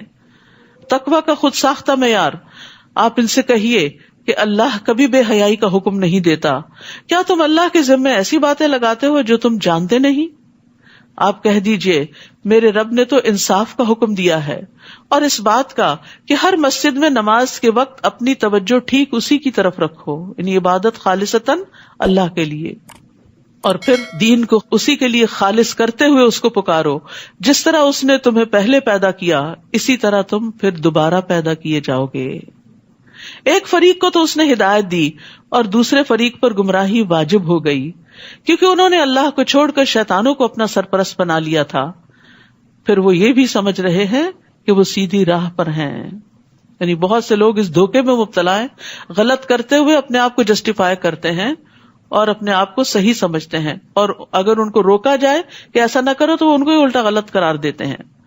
اے بنی آدم جب بھی کسی مسجد میں جاؤ تو آراستہ ہو کر جاؤ، صاف ستھرے آنا چاہیے عبادت گاہوں میں، کیونکہ اس سے اپنی عبادت بھی متاثر ہوتی ہے اور دوسرے کی بھی. جب انسان صاف ستھرا ہوتا ہے، اچھے لباس میں ہوتا ہے، تو پھر ایکٹیولی ورشپ کرتا ہے، یعنی اس کی عبادت میں ایک نشاط ہوتا ہے. ورنہ سستی کے مارے اور یان کر رہا ہے اور تھکا ہوا ہے اور تو دوسرے بھی ساتھ اس کے ویسے ہی ہو جاتے ہیں. اور کھاؤ پیو لیکن اسراف نہ کرو، کیونکہ اللہ اسراف کرنے والوں کو پسند نہیں کرتا. تو یہاں زینت کی بات جو کی گئی، زینت سے مراد اچھے کپڑے، مسواک اور خوشبو ہے. لیکن عورتوں کو مسجد میں خوشبو لگا کے آنے سے منع کیا گیا ہے تاکہ مردوں کی عبادت میں خلل نہ ہو، اٹریکٹ نہ ہو اس طرف. پھر اسی طرح جمعہ کے دن خاص طور پر ہر چیز کا اچھی طرح اہتمام کرنا، نہا کر آنا، اچھا لباس پہننا، مسواک کرنا، خوشبو لگانا، ناخن کاٹنا، بال تراشنے کی ضرورت ہے یا انڈر آرم، انڈر لیگز وغیرہ صفائی کی ضرورت ہے، تو وہ کر کے صاف ستھرے فریش ہو کر مسجد میں آنا، یہی اس حکم کا تقاضا ہے. رسول اللہ صلی اللہ علیہ وسلم نے فرمایا تم میں سے جب کوئی نماز پڑھے تو وہ 2 کپڑے پہن لیا کرے، کیونکہ اللہ اس بات کا حقدار ہے کہ اس کے لیے زینت اختیار کی جائے. آپ صلی اللہ علیہ وسلم نے یہ بھی فرمایا کہ تم میں سے کسی کے لیے حرج نہیں کہ اگر ممکن ہو تو جمعہ کے لیے اپنے کام کاج کے کپڑوں کے علاوہ 2 کپڑے اور بنا رکھے، یعنی اسپیشل ڈریس میں آؤ جو گھر میں نہ پہنو، کیونکہ ہوتا ہی ہے کہ کوکنگ کر رہے ہیں، ساری خوشبو کپڑوں میں گھس گئی اور اسی کے ساتھ مسجد آ گئے اور خود بھی بیزار ہوئے اور دوسروں کو بھی کیا۔ وَكُلُوا وَاشْرَبُوا وَلَا تُسْرِفُوا إِنَّهُ لَا يُحِبُّ الْمُسْرِفِينَ، کھاؤ پیو لیکن اسراف نہ کرو، زیادہ ضرورت نہ کھاؤ۔ ڈاکٹرز کہتے ہیں کہ ساری طب اس آیت میں ہے، یعنی انسان اگر اعتدال سے کھاتا ہے تو بیمار نہیں پڑتا۔ بیماری ہوتی ہی بے اعتدالی کی وجہ سے، کبھی میٹھا زیادہ کھا لیا اور کبھی نمکین چیزیں زیادہ کھا لی، کبھی صرف ایک ہی طرح کی فوڈ کھا لی کہ وہ پسند ہے۔ جیسے بچے کرتے ہیں نا کہ اگر کھانے کے وقت ان کو آئس کریم کا بول دے دو تو کہیں گے ہمارا پیٹ بھر گیا، لیکن یہی اسراف ہے۔ یعنی ایک بیلنس ڈائٹ ہونی چاہیے۔ پھر طیب کھانا ہونا چاہیے، یعنی صاف ستھرا۔ نبی صلی اللہ علیہ وسلم نے فرمایا مرنے کے بعد سب سے پہلے انسان کے جسم میں اس کا پیٹ بدبودار ہوتا ہے، پس جو کوئی طاقت رکھتا ہو کہ پاک اور طیب کے سوا اور کچھ نہ کھائے تو اسے ایسا ہی کرنا چاہیے۔ پھر یہ کہ بہت پیٹ بھر کے نہیں کھانا چاہیے، سادہ غذا کھانی چاہیے۔ حضرت عائشہ کہتی ہیں کہ محمد صلی اللہ علیہ وسلم کے گھرانے نے اگر کبھی ایک دن میں 2 بار کھانا کھایا تو ضرور اس میں ایک وقت صرف کھجوریں ہوتی تھی، را فوڈ ہوتی تھی، ایک وقت بس پکا ہوا کھانا کھاتے تھے۔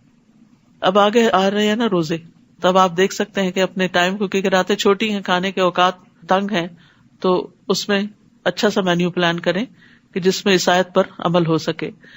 کہہ دیجئے اللہ نے اپنے بندوں کے لیے جو زینت اور کھانے کی پاکیزہ چیزیں پیدا کی انہیں حرام کس نے کیا؟ یعنی اللہ نے حرام نہیں کیا لیکن اعتدال کا حکم ضرور دیا ہے۔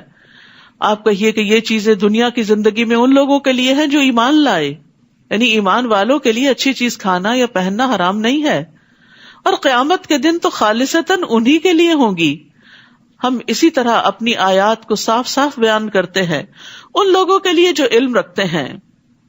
قل انما حرم ربی الفواحش ما ظہر منها وما بطن والاثم والبغی بغیر الحق وان تشرکوا باللہ ما لم ينزل به سلطانا وان تقولوا علی اللہ ما لا تعلمون۔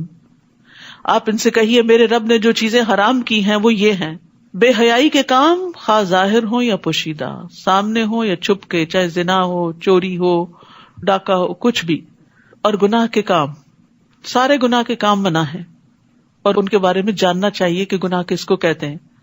اور ناحق زیادتی، یعنی کسی کو گالی دینا، کسی کا مال ہتھیا لینا، کسی کے ساتھ سرکشی کا رویہ اختیار کرنا، چھوٹی سی بات پہ بھڑک اٹھنا اور اتنا غصہ دوسرے پہ کرنا کہ اس کے ساتھ زیادتی ہو جائے۔ یعنی کسی کی بات کے جواب میں اگر کوئی چھوٹی سی بات کہہ دی تو بات برابر کی ہو گئی، لیکن اگر زیادہ کی تو وہ ظلم ہوگا، ناحق زیادتی ہوگی اور اس پر پوچھ ہوگی۔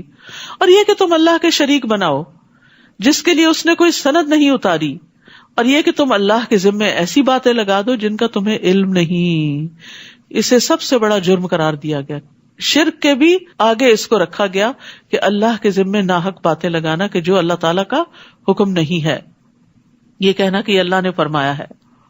تو فواحش کی کئی قسمیں ہیں، کچھ کا تعلق ذہن سے ہے، سوچیں، فحش سوچیں، کچھ کا جسم کی حرکتوں سے ہے جیسے زنا وغیرہ، کچھ فحش جو ہے وہ ایکشنز میں ہوتا ہے۔ آنکھ کا زنا دیکھنا ہے، یعنی گندی چیزیں، چاہے اسکرین پر ہو چاہے نیکڈ آئیز سے سامنے ہو۔ زبان کا زنا بولنا ہے، فحش گفتگو، گالی گلوچ وغیرہ۔ دل کا زنا یہ کہ وہ خواہش اور آرزو کرتا ہے، یعنی برے کام کی، برے فعل کی، زنا وغیرہ کی۔ پھر شرمگاہ اس سب کو سچا کرتی ہے یا اس کو جھٹلا دیتی ہے۔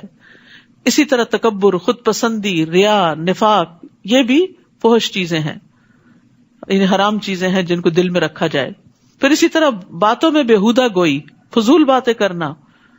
مومن فحش گو نہیں ہوتا، تانے دینے والا نہیں ہوتا، لعنتیں کرنے والا نہیں ہوتا، گالی گلوچ کرنے والا نہیں ہوتا۔ عبداللہ بن مسعود کہتے ہیں کہ مومن کے اخلاق میں سے سب سے زیادہ قابل مذمت، قابل ملامت بےہودہ گوئی ہے، فحش گفتگو۔ تو ایسی گفتگو سے بھی توبہ کرنی چاہیے۔ ہر گروہ کے لیے ایک مدت مقرر ہے، پھر جب وہ مدت پوری ہو جاتی ہے تو پھر اس گروہ کی گرفت کے لیے ایک گھڑی بھر کی بھی تقدیم و تاخیر نہیں ہو سکتی۔ اے بنی آدم، اگر تمہارے پاس تمہیں میں سے رسول آئیں جو تمہارے سامنے میری آیات بیان کریں تو جو شخص نافرمانی سے بچا رہا اور اپنی اصلاح کر لی تو ایسے لوگوں کے لیے نہ کوئی خوف ہوگا نہ وہ غمگین ہوں گے. اور جن لوگوں نے ہماری آیات کو جھٹلا دیا اور ان سے اکڑ بیٹھے تو ایسے ہی لوگ دوزخ والے ہیں، وہ اس میں ہمیشہ رہیں گے. بھلا اس شخص سے بڑھ کر اور کون ظالم ہو سکتا ہے جو اللہ کے ذمے جھوٹ لگا دے، یعنی جو اللہ نے نہیں فرمایا وہ اللہ کی طرف سے پیش کرے، یا اس کی آیتوں کو جھٹلا دے، یعنی جو پیش کیا اس کو نہ مانے، جو نہیں پیش کیا اسے اللہ کا حکم بتائے. ایسے لوگوں کو ان کا وہ حصہ تو دنیا میں ملے گا ہی جو ان کے مقدر میں ہے، یہاں تک کہ جب ان کی روحیں قبض کرنے کے لیے ہمارے فرشتے ان کے پاس آئیں گے تو ان سے پوچھیں گے وہ تمہارے الہ کہاں ہیں جنہیں تم اللہ کے سوا پکارا کرتے تھے؟ وہ جواب دیں گے ہمیں کچھ یاد نہیں پڑتا، اپنے کیے کو بھول جائیں گے. اس طرح وہ خود اپنے ہی خلاف گواہی دے دیں گے کہ وہ کافر تھے. اللہ تعالیٰ فرمائے گا اچھا تو تم بھی انہی جماعتوں میں شامل ہو جاؤ جو تم سے پہلے جنوں اور انسانوں کی جماعتیں دوزخ میں داخل ہو چکی. جب بھی کوئی جماعت دوزخ میں داخل ہوگی تو اپنی پیشرو جماعت پر لعنت کرے گی، یہاں تک کہ جب سب کی سب جماعتیں دوزخ میں جمع ہو جائیں گی تو ہر پچھلی جماعت اپنے سے پہلے والی جماعت کے متعلق کہے گی ہمارے رب یہ وہ لوگ ہیں جنہوں نے ہمیں گمراہ کیا تھا، لہٰذا ان کو آگ کا دگنا عذاب دے. اللہ تعالیٰ فرمائے گا تم سبھی کے لیے دگنا ہے، لیکن یہ بات تمہاری سمجھ میں نہیں آ رہی کیونکہ وہ تمہیں بھٹکانے کا سبب بنے اور تم دوسروں کو بھٹکانے کا. اور پہلی جماعت پچھلی کے متعلق کہے گی آخر تمہیں ہم پر کون سی برتری حاصل ہے کہ تمہیں اکہرا عذاب ہو اور ہمیں دوہرا، لہٰذا تم بھی جو کچھ کرتے رہے ہو اس کے عذاب کا مزہ چکھو. بے شک وہ لوگ جنہوں نے ہماری آیات کو جھٹلایا اور ان سے اکڑ بیٹھے ان کے لیے نہ تو آسمان کے دروازے کھولے جائیں گے، یعنی ان کی روحیں اوپر نہیں جا سکتی، واپس پٹخائی جاتی ہیں اسفل سافلین میں، اور نہ وہ جنت میں داخل ہو سکیں گے حتیٰ کہ اونٹ سوئی کے ناکے میں داخل ہو جائے، اور یہ تو پاسبل ہی نہیں. اور ہم مجرموں کو ایسی ہی سزا دیا کرتے ہیں، ان کے لیے بچھونا بھی جہنم کا ہوگا اور اوپر سے اوڑھنا بھی جہنم کا، اور ہم ظالموں کو ایسی ہی سزا دیا کرتے ہیں. البتہ وہ لوگ جو ایمان لائے اور نیک اعمال کیے اور ہم ہر شخص کو اس کی طاقت کے مطابق ہی مکلف بناتے ہیں تو یہی لوگ اہل جنت ہیں جس میں وہ ہمیشہ رہا کریں گے. ان اہل جنت کے دلوں میں اگر ایک دوسرے کے خلاف کچھ کدورت ہوگی تو ہم اسے نکال دیں گے. یہ ہے جنت کی اصل خوبصورتی، دل صاف ہوں گے، دلوں میں ایک دوسرے کے لیے محبت ہوگی. یاد رکھیے جس گھرانے میں ایک دوسرے کے لیے محبت ہوتی ہے وہ کٹیا بھی ہو، وہ جھونپڑی بھی ہو، وہ بڑی وسیع ہوتی ہے، اس میں بڑی خیر ہوتی ہے، اسے بڑا لطف ہوتا ہے. اور بڑے بڑے مینشنز میں اگر لوگ اپنے اپنے کمروں میں ہی بند ہو کر رہیں اور کوئی کسی سے بات نہ کرے، کوئی کسی کو دیکھ کے مسکرائے نہیں، سلام نہیں کرے، تو وہ گھر تنگ ہوتے ہیں. تو جنت کی خاص خوبی یہاں بتائی گئی. اگر ایک دوسرے کے خلاف کچھ کدورت ہو گئی تو ہم اسے نکال دیں گے. دنیا میں رہتے ہوئے کوئی نہ کوئی مس انڈرسٹینڈنگ ہو ہی جاتی ہے، کوئی غلط فہمی ہو جاتی ہے کہ انسان اچھے بھلے انسان کے بارے میں کوئی بری رائے رکھتا ہے، تو وہ بھی نکال دی جائے گی. جب پل صراط پار کر لیں گے تو جنت میں جانے سے پہلے ایک اور پل آئے گا، قنطرہ جس کو کہتے ہیں، اس پر لوگوں کو مہذب کیا جائے، حذبوا ونقوا، صاف ستھرا کیا جائے گا اندر سے باہر سے، کیونکہ میدان حشر کی طویل قیام اور تھکاوٹ اور وہ ساری چیزیں ختم کر کے پھر وہ جنت میں داخل کیے جائیں گے، اندر سے بھی صاف باہر سے بھی صاف. اور یہیں پر آراف ہے جس کا آگے ذکر آ رہا ہے. اور وہ کہیں گے تعریف تو اللہ ہی کے لیے ہے جس نے ہمیں یہ جنت کی راہ دکھائی. اللہ اگر ہمیں یہ راہ نہ دکھاتا تو ہم کبھی یہ راہ نہ پا سکتے تھے، اور یہ قرآن یہی جنت کی راہ دکھاتا ہے. ہمارے رب کے رسول واقعی حق لے کر آئے، اس وقت انہیں آواز آئے گی، ندا آئے گی، ان تلکم الجنت اورثتموها بما کنتم تعملون، تم اس جنت کے وارث بنائے گئے ہو اور یہ ان نیک اعمال کا بدلہ ہے جو تم دنیا میں کرتے تھے. جنت کے لیے نیک عمل چاہیے، جنت میں جانے کے لیے یہی کرنسی اور یہی ٹکٹ کام آئے گا. اور نیک اعمال اللہ کی توفیق سے ملتے ہیں، اور یہ اللہ کا احسان ہوتا ہے کہ کسی کو ہدایت اور ایمان نصیب کرے، اسی لیے جنت والے اللہ کی طرف اس کو منسوب کریں گے. اور اہل جنت دوزخیوں کو پکار کر پوچھیں گے ہم نے تو ان وعدوں کو سچا پا لیا جو ہم سے ہمارے رب نے کیے تھے، کیا تم سے تمہارے رب نے جو وعدے کیے تھے تم نے بھی انہیں سچا پایا؟ وہ جواب دیں گے ہاں ہم نے بھی سچا پایا. پھر ان کے درمیان ایک پکارنے والا پکارے گا کہ ظالموں پر اللہ کی لعنت ہو، وہ لوگ جو اللہ کی راہ سے روکتے اور اس میں کجی پیدا کرنا چاہتے تھے اور آخرت کے منکر تھے. اہل جنت اور اہل دوزخ کے درمیان ایک اوٹ حائل ہوگی اور آراف پر کچھ آدمی ہوں گے، یعنی کچھ تو جنت میں چلے جائیں گے، کچھ جہنم میں گر جائیں گے اور کچھ بیچ میں سٹک ہو جائیں گے. آراف والے جو ہر ایک کو اس کی پیشانی کے نشانات سے پہچانتے ہوں گے، وہ اہل جنت کو آواز دیں گے تم پر سلامتی ہو. یہ آراف والے ابھی جنت میں داخل تو نہ ہوئے ہوں گے، البتہ اس کی امید ضرور رکھتے ہوں گے. یہ بھی انتظار کے مرحلے، انتظار کی گھڑیاں کتنی تکلیف دہ ہوتی. کبھی آپ کو ایکسپیرینس ہوا ہوگا کہ لوگ جیسے سفر کر رہے ہوتے ہیں تو کچھ لوگوں کا چیک ان فوراً ہو جاتا ہے، کچھ لوگوں کو روک لیا جاتا ہے، کچھ کو امیگریشن پہ بلا لیا جاتا ہے. تو جو لوگ سیدھے سیدھے نکل رہے ہوتے ہیں آپ ان کو دیکھ کے کتنا رش کرتے ہیں، اور جو روک لیے جائے وہ ڈرے ہوئے ہوتے ہیں کہ پتہ نہیں ہمارے ساتھ کیا معاملہ کیا جائے گا. تو وہاں بھی آراف والے ڈرے ہوئے ہوں گے. اہل جنت سے بھی بات کریں گے، ادھر جہنم والوں سے بھی کریں گے. وہ جنت میں داخل نہیں ہوئے لیکن امید رکھتے ہیں. کون ہے یہ؟ وہ جن کے نیک عمل زیادہ نہیں تھے کہ وہ جنت میں جا سکے، اور جن کے برے عمل نہیں زیادہ تھے کہ وہ جہنم میں پھینکے جاتے. برابر کے ایکول ہو گیا سب کچھ، کانفلکٹ ہو گیا. حدیث میں آتا ہے کہ اگر کسی کا صحابہ جوں کے انڈے برابر بھی نیک عمل زیادہ ہوگا جنت میں چلا جائے گا. وہاں چھوٹی چھوٹی نیکیوں کی بھی بڑی قدر آئے گی جن کو ہم ایسے ہی گنوا دیتے. چھوٹی سی نیکی ہم کہتے ہیں تو چھوٹی ہے، کوئی بڑی کر لیں گے. نہیں، چھوٹے چھوٹے کام بھی کرتے چلے جائیں. خالی وقت نہ گزارا کریں. سبحان اللہ، الحمدللہ، اللہ اکبر، اللہ کی بڑائی بیان کی، ذکر کیا. اب سفر کر رہے ہیں، راستے میں ہیں، کام کر رہے ہیں، ذکر میں کیا مشکل ہے؟ کچھ مشکل نہیں. ہو سکتا ہے ایک دفعہ کا سبحان اللہ کہنا آپ کو جنت میں لے جانے کا باعث بن جائے. کسی کو کھجور کا آدھا ٹکڑا دینا جہنم سے بچا لے. تو چھوٹی نیکی چھوٹی برائی دونوں ہی کاؤنٹ ہوں گی. اور جب ان کی نگاہیں اہل دوزخ کی طرف پھیری جائیں گی تو کہیں گے اے رب ہمیں ظالم لوگوں میں شامل نہ کرنا. اور یہ آراف والے کچھ لوگوں کو ان کی پیشانیوں سے پہچان کر آواز دیں گے آج نہ تمہاری جمعیت تمہارے کچھ کام آئی. دنیا میں بہت لوگ تھے تمہارے ساتھ، بڑا جتھا تھا، بڑے جان پہچان والے تھے، اور نہ وہ چیزیں جن کے بل پہ تم اکڑا کرتے تھے. تمہاری مال و دولت، اولاد، تمہارا اسٹیٹس آج کچھ بھی تو فائدہ نہ دیا. کیا یہ اہل جنت وہی لوگ نہیں جن کے متعلق تم قسم کھا کے کہا کرتے تھے اللہ انہیں اپنی رحمت میں سے کچھ بھی نہ دے گا؟ اگر دینا ہوتا تو دنیا میں بھی کچھ ملتا، کیونکہ دنیا میں وہ بدحال رہے، تکلیفیں اٹھاتے رہے اللہ کی رضا میں. انہیں آج یہ کہہ دیا گیا آج تم جنت میں داخل ہو جاؤ، نہ تمہیں کوئی خوف اور نہ کوئی غم. اور دوزخی اہل جنت کو آواز دیں گے. اب ان کی کمیونیکیشن ہو رہی ہے آپس میں، ہم پر بھی کچھ پانی انڈیل دو، یا اللہ نے جو کچھ تمہیں کھانے کو دیا ہے اس میں سے کچھ ہماری طرف پھینک دو. تمہیں اتنی نعمتیں ملی ہیں، کچھ ہمیں بھی دے دو، صدقہ دے دو ہمیں. اہل جنت جواب دیں گے اللہ تعالیٰ نے یہ دونوں چیزیں کافروں پہ حرام کر دی ہیں، آج نہ پانی ہے نہ کھانا ہے. کیونکہ جہنم میں بھی بھوک تو لگے گی. یاد رکھیے جب گناہوں کی کثرت ہو جائے تو پانی پلانا لازم کر لیں. اس آیت میں اس بات کی دلیل ہے کہ پانی پلانا افضل اعمال میں سے ہے. ابن عباس سے پوچھا گیا کون سا صدقہ افضل ہے تو انہوں نے کہا پانی پلانا. کیا آپ نے جہنمیوں کو نہیں دیکھا کہ جب وہ اہل جنت سے فریاد کریں گے اور کہیں گے ان افیضوا علینا من الماء، کہ ہم پہ پانی ڈالو. بعض تابعین کہتے ہیں جس کے گناہ زیادہ ہو جائیں وہ پانی پلانا لازم کر لے. اللہ نے کتے کو پانی پلانے والے کے گناہوں کو معاف کر دیا تھا، تو اس آدمی کا کیا مقام ہوگا جو ایک مومن کو پانی پلائے اور اسے زندگی بخشے. تو یہ پانی پلانا چاہے کسی گلاس میں ہو، اپنے گھر والوں کے لیے انڈیلنا. بعض اوقات ہم اس پہ بھی بڑے چلاتے، پانی بھی نہیں لے سکتے، ہم ہی بھریں، ہم ہی ڈالیں، ہم ہی پور کریں. کئی دفعہ جوس کے ڈبے فریج میں پڑے رہتے اس لیے کہ اندر سے کوئی نکال کے ڈالتا نہیں، ڈال کے پیش کر دیں تو پی لیں. تو نیکی کی وجہ سے اپنے گناہوں کی بخشش کی خاطر پلاتے رہیں.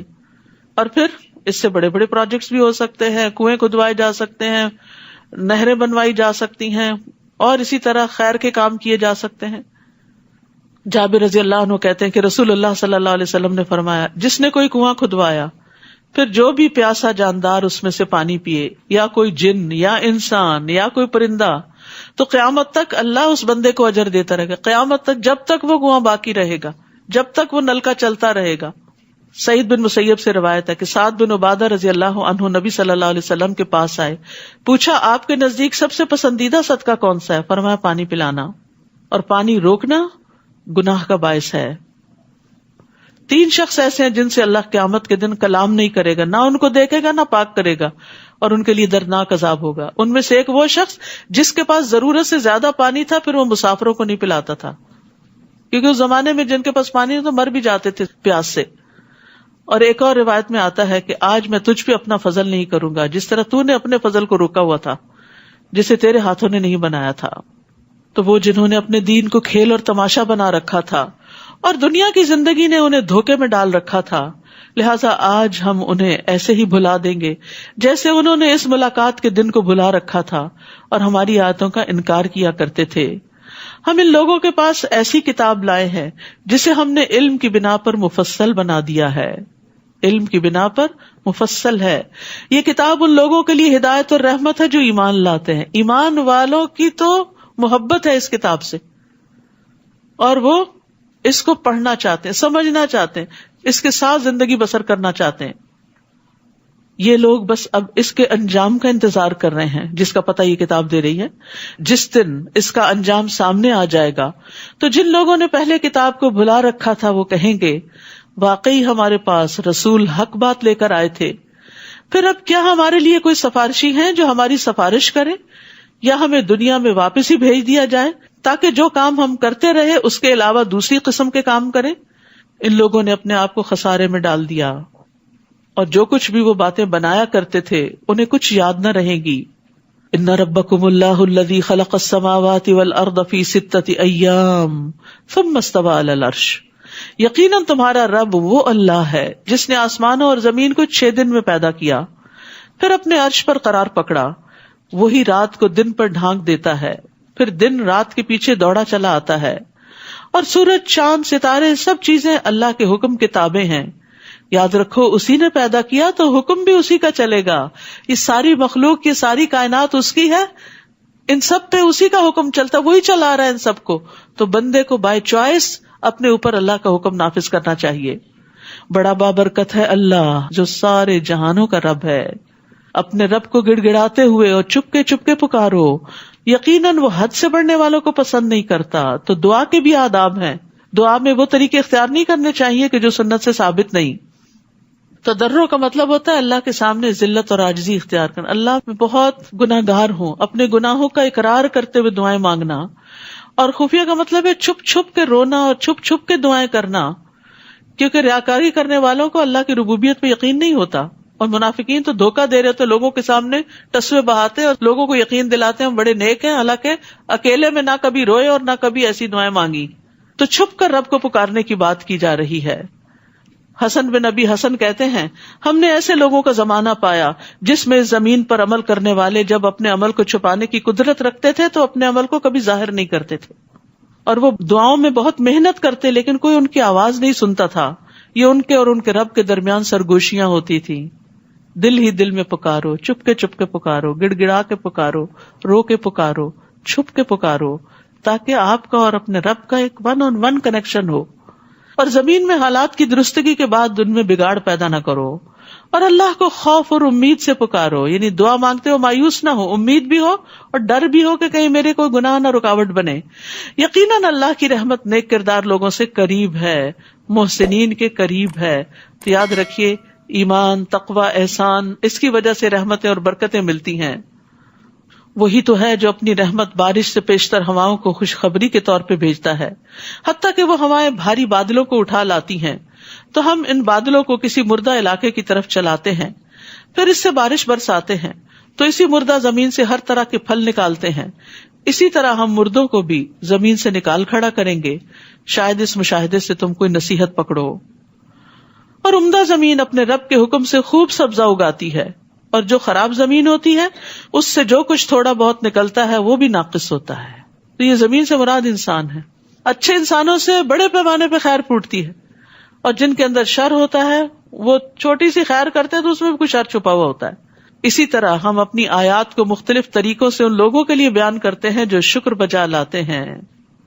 لقد ارسلنا نوحا الی قومہ، ہم نے نوح علیہ السلام کو اس کی قوم کی طرف بھیجا. ہر نبی اپنی قوم کی طرف بھیجا گیا. تو اس نے کہا اے میری قوم, اللہ کی عبادت کرو جس کے بغیر تمہارا کوئی الہ نہیں. میں تم پر ایک بڑے دن کا عذاب واقع ہونے سے ڈرتا ہوں. اس کی قوم کے سرداروں نے کہا ہم تو تمہیں سری گمراہی میں دیکھتے ہیں. اس نے کہا برادران قوم, میں گمراہی میں پڑا ہوا نہیں, بلکہ میں تمام جہانوں کے رب کا رسول ہوں. میں تمہیں اپنے رب کے پیغامات پہنچاتا ہوں اور تمہاری خیر خواہی کر رہا ہوں. یہ ہوتا ہے پیغمبروں کا طریقہ کہ مخالفین کی بھی خیر خواہی کرتے ہیں, کیونکہ جو کچھ مجھے اللہ کی طرف سے معلوم ہے اسے تم نہیں جانتے. تو دو صفات ایسی ہیں جو داعی کے اندر ہونی چاہیے, اللہ کی طرف بلانے والے کے اندر. اگر وہ ان سے اپنے آپ کو آراستہ کر لے تو اس کے کام میں قبولیت اور برکت ہوتی ہے. نمبر 1 لوگوں کی سچی خیر خواہی, اور نمبر 2 علم. دل میں آپ لوگوں کے خیر خواہ ہوں, ان کی تنقید کے باوجود ان کی خیر خواہی کرتے رہے, وہ آپ کو تکلیف بھی دیں پھر بھی آپ ان کا بھلا سوچتے رہیں, ان کے لیے دعائیں کرتے رہیں. اور دوسرا یہ کہ جو چیز بتا رہے ہیں اس کے بارے میں صحیح طور پر علم بھی ہو, جان کر علم حاصل کر کے. کیا تمہیں اس بات پر تعجب ہے کہ تمہارے پاس نصیحت تمہارے رب کی طرف سے ایک ایسے آدمی کے ذریعے آئی ہے جو تمہیں میں سے ہے, تاکہ وہ تمہیں برے انجام سے ڈرائے اور تم نافرمانی سے بچو تاکہ تم پہ رحم کیا جائے. چنانچہ انہوں نے نوح کو جھٹلا دیا, تو ہم نے نوح کو اور اس کے ساتھیوں کو جو کشتی میں سوار تھے بچا لیا, اور ان لوگوں کو غرق کر دیا جنہوں نے ہماری آیات کو جھٹلایا تھا. بلا شبہ وہ اندھے لوگ تھے, سب کچھ دیکھتے ہوئے بھی سمجھ نہیں رہے تھے. اور قوم عاد کی طرف ہم نے ان کے بھائی ہود کو بھیجا علیہ السلام. اس نے اپنی قوم کے لوگوں سے کہا اللہ کی عبادت کرو جس کے بغیر تمہارا کوئی الہ نہیں. کیا تم اللہ سے ڈرتے نہیں ہو؟ یعنی اس کو چھوڑ کے کسی اور کی طرف متوجہ ہوگے تو کل اس کے سامنے جا کر کیا جواب دو گے؟ اس کی قوم کے کافر سرداروں نے کہا ہم تو تجھے کم عقل آدمی دیکھتے ہیں اور ہمارا خیال ہے کہ تم جھوٹے ہو. سبحان اللہ, اللہ سبحانہ و تعالی اپنی مخلوق میں سے بہترین لوگوں کو چنتا ہے نبوت کے لیے. وہ جو اللہ کی نگاہ میں اتنے اچھے, وہ لوگوں کی نگاہ میں اتنے حقیر ہو گئے کہ وہ اللہ کا پیغام ان کو پہنچا رہے. تو اس سے دائی کو بہت حوصلہ ملتا ہے کہ اگر اللہ کے بہترین بندوں کو لوگوں نے اس طرح کے نام دیے کہ ہم تجھے کم عقل دیکھتے ہیں, انا لنراک فی صفاہا, اور ہم آپ کو جھوٹا خیال کرتے ہیں. حالانکہ نبوت کی شرائط میں سے ایک یہ کہ نبی ہمیشہ سچ بولتا ہے, صادق اور امین ہوتا ہے. تو پھر اگر ہمیں کوئی جھوٹا کہہ دے اور اگر ہمیں کوئی بے وقوف کہہ دے تو ہمیں مائنڈ نہیں کرنا چاہیے, کیونکہ ہم سے زیادہ اچھے لوگوں کو کہہ دیا گیا تھا. پھر بھی انہوں نے اپنا کام جاری رکھا, پھر بھی انہوں نے خیر خواہی کی, پیچھے نہیں ہٹے. ہود علیہ السلام نے کہا اے میری قوم, میں نادان نہیں ہوں بلکہ میں تو جہانوں کے رب کا رسول ہوں. یہ ہے انبیاء کے اخلاق. قوم نے کہا ہم تجھے بے وقوف سمجھتے ہیں, انہوں نے کہا میں بے وقوف نہیں ہوں, بس سٹاپ, فل سٹاپ. یہ نہیں کہا بلکہ تم بے وقوف, یہ نہیں کہا. ابلغکم رسالات ربی وانا لکم ناصح امین, میں تمہیں اپنے رب کے پیغامات پہنچاتا ہوں اور تمہارا امین اور خیر خواہ ہوں. کیا تم اس بات پر تعجب کرتے ہو کہ تمہارے رب کی طرف سے تمہارے پاس نصیحت ایک ایسے آدمی کے ذریعے آئی ہے جو تمہیں میں سے ہے, تاکہ وہ تمہیں برے انجام سے ڈرائے. اور اللہ کا یہ احسان یاد کرو جب اس نے تمہیں قوم نوح کے بعد زمین کا جانشین بنایا اور تمہیں خوب تنومند یعنی طاقتور بنایا. بس اللہ کی نعمتوں کو یاد کرو تاکہ تم فلاح پاؤ. وہ کہنے لگے کیا تو ہمارے پاس اس لیے آیا ہے کہ ہم ایک اللہ ہی کی عبادت کریں اور جنہیں ہمارے آباء و اجداد پوچھتے رہے انہیں چھوڑ دیں. یہ تھا ان کی گمراہی کا سبب. کوئی دلیل نہیں سوائے اس کے کہ باپ دادا کے پیچھے چلیں گے. یاد ہے دنیا کے معاملات میں ہم باپ دادا کے پیچھے کوئی نہیں چلتے. ہم میں سے کون ہے جو دادی والے کپڑے پہنتا ہے آج, یا نانی والے کھانے پکاتا ہے؟ دنیا کے معاملات میں ہم ایڈوانس ہو گئے, نئی نئی چیزیں سیکھی, نئے نئے تجربے کیے, نئے نئے کام کیے. اور دین کے معاملے میں فرسودہ رسمیں, پرانے طریقے, باپ دادا کے طریقے. عجب منطق ہے. اور جنہیں ہمارے آباء و اجداد پوچھتے رہے انہیں چھوڑ دیں. اگر تو سچا ہے تو جس عذاب کی تو دھمکی ہمیں دیتا ہے وہ لے آ. ہود نے کہا علیہ السلام تمہارے رب کی طرف سے تم پر عذاب اور اس کا غضب ثابت ہو چکا ہے. کیا تم مجھ سے ایسے ناموں کے بارے میں جھگڑا کرتے ہو جو تم نے اور تمہارے آباء و اجداد نے رکھ لیے ہیں؟ یعنی خود بخود تم نے ان سے کچھ خوبیاں منسلک کر دی، بتوں کو اپنا حاجت روا سمجھ لیا. جیسے آج مسلمانوں نے اللہ کے نیک بندوں کو اپنا حاجت روا بنا رکھا ہے کہ وہ مشکل کشا ہے، وہ گنج بخش ہے اور وہ فلاں ہے. تو یہ تو خود بخود تم نے نام دے دیے جن کے لیے اللہ نے کوئی سند نہیں اتاری. سو اب تم بھی انتظار کرو اور میں بھی تمہارے ساتھ انتظار کرتا ہوں. پھر ہم نے اسے اور اس کے ساتھیوں کو اپنی مہربانی سے بچا لیا اور ان لوگوں کی جڑ کاٹ دی جنہوں نے ہماری آیات کو جھٹلایا تھا اور ایمان لانے والے نہیں تھے. اور سمود کی طرف ان کے بھائی صالح کو بھیجا علیہ السلام. اس نے اپنی قوم کے لوگوں سے کہا، اللہ کی عبادت کرو جس کے بغیر تمہارا کوئی الہ نہیں. تمہارے پاس تمہارے رب کی طرف سے واضح معجزہ آ چکا ہے. یہ اللہ کی اونٹنی تمہارے لیے معجزہ ہے. وہ اونٹنی ایک چٹان سے نکلی تھی، انہوں نے معجزہ مانگا تھا، اللہ نے بھیج دیا. اللہ کی زمین پر اسے چرنے دو اور اسے برے ارادے سے ہاتھ نہ لگاؤ ورنہ ایک دردناک عذاب تمہیں آ لے گا. کیونکہ وہ ان کا سارا پانی پی جاتی تھی، معجزہ مانگ کے پھنس گئے. اور وہ وقت یاد کرو جب قوم عاد کے بعد اللہ نے تمہیں جانشین بنایا، یعنی زمین میں تمہیں اٹھایا، تمہیں بسایا، تمہیں ترقی دی، تمہیں اس علاقے میں آباد کیا. تم زمین کے ہموار میدانوں میں محلات بناتے ہو اور پہاڑوں کو تراش تراش کر گھر بنا لیتے ہو. اتنا زبردست آرکیٹیکچر اور کنسٹرکشن کا طریقہ تھا ان کا.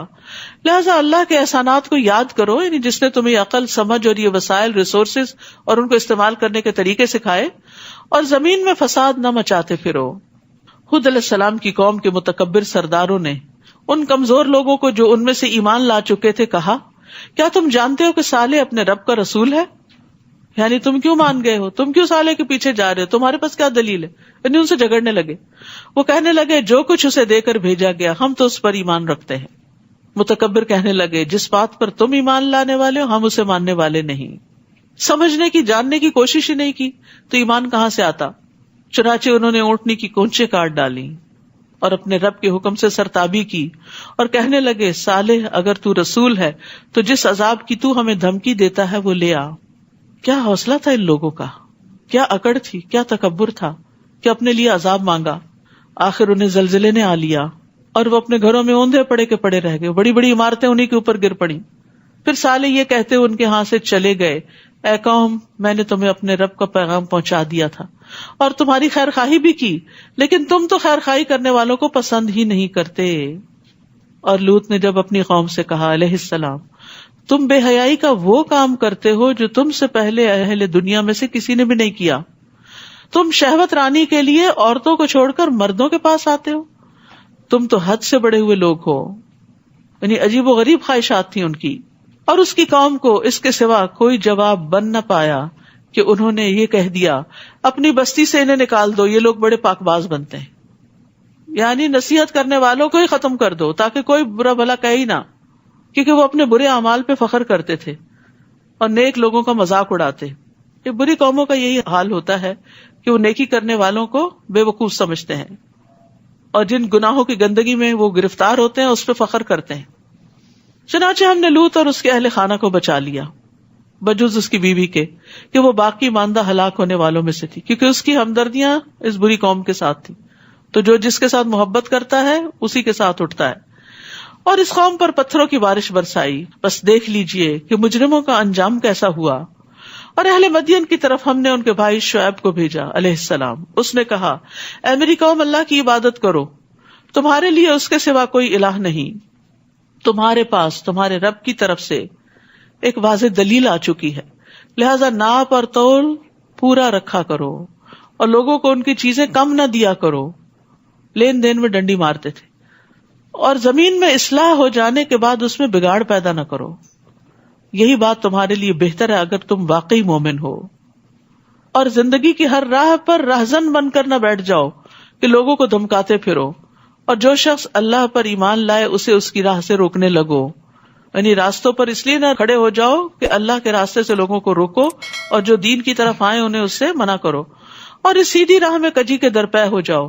اور وہ وقت یاد کرو جب تم تھوڑے تھے تو اللہ نے تمہیں زیادہ کر دیا، اور دیکھو کہ فساد کرنے والوں کا انجام کیا ہوتا ہے. وَإِن كَانَ طَائِفَةٌ مِّنكُمْ آمَنُوا بِالَّذِي أُرْسِلْتُ بِهِ وَطَائِفَةٌ لَمْ يُؤْمِنُوا فَاصْبِرُوا حَتَّى يَحْكُمَ اللَّهُ بَيْنَنَا وَهُوَ خَيْرُ الْحَاكِمِينَ. اور اگر تم میں سے ایک فریق ایسا ہے کہ جو کچھ مجھے دے کر بھیجا گیا اس پر ایمان لے آیا اور دوسرا فریق ایمان نہیں لایا تو صبر کرو یہاں تک کہ اللہ ہمارے درمیان فیصلہ کر دے، اور وہی سب سے بہتر فیصلہ کرنے والا ہے۔ وآخر دعوانا ان الحمد للہ رب العالمین۔ سبحانک اللہم وبحمدک، اشہد ان لا الہ الا انت، استغفرک واتوب الیک۔ السلام علیکم ورحمۃ اللہ وبرکاتہ۔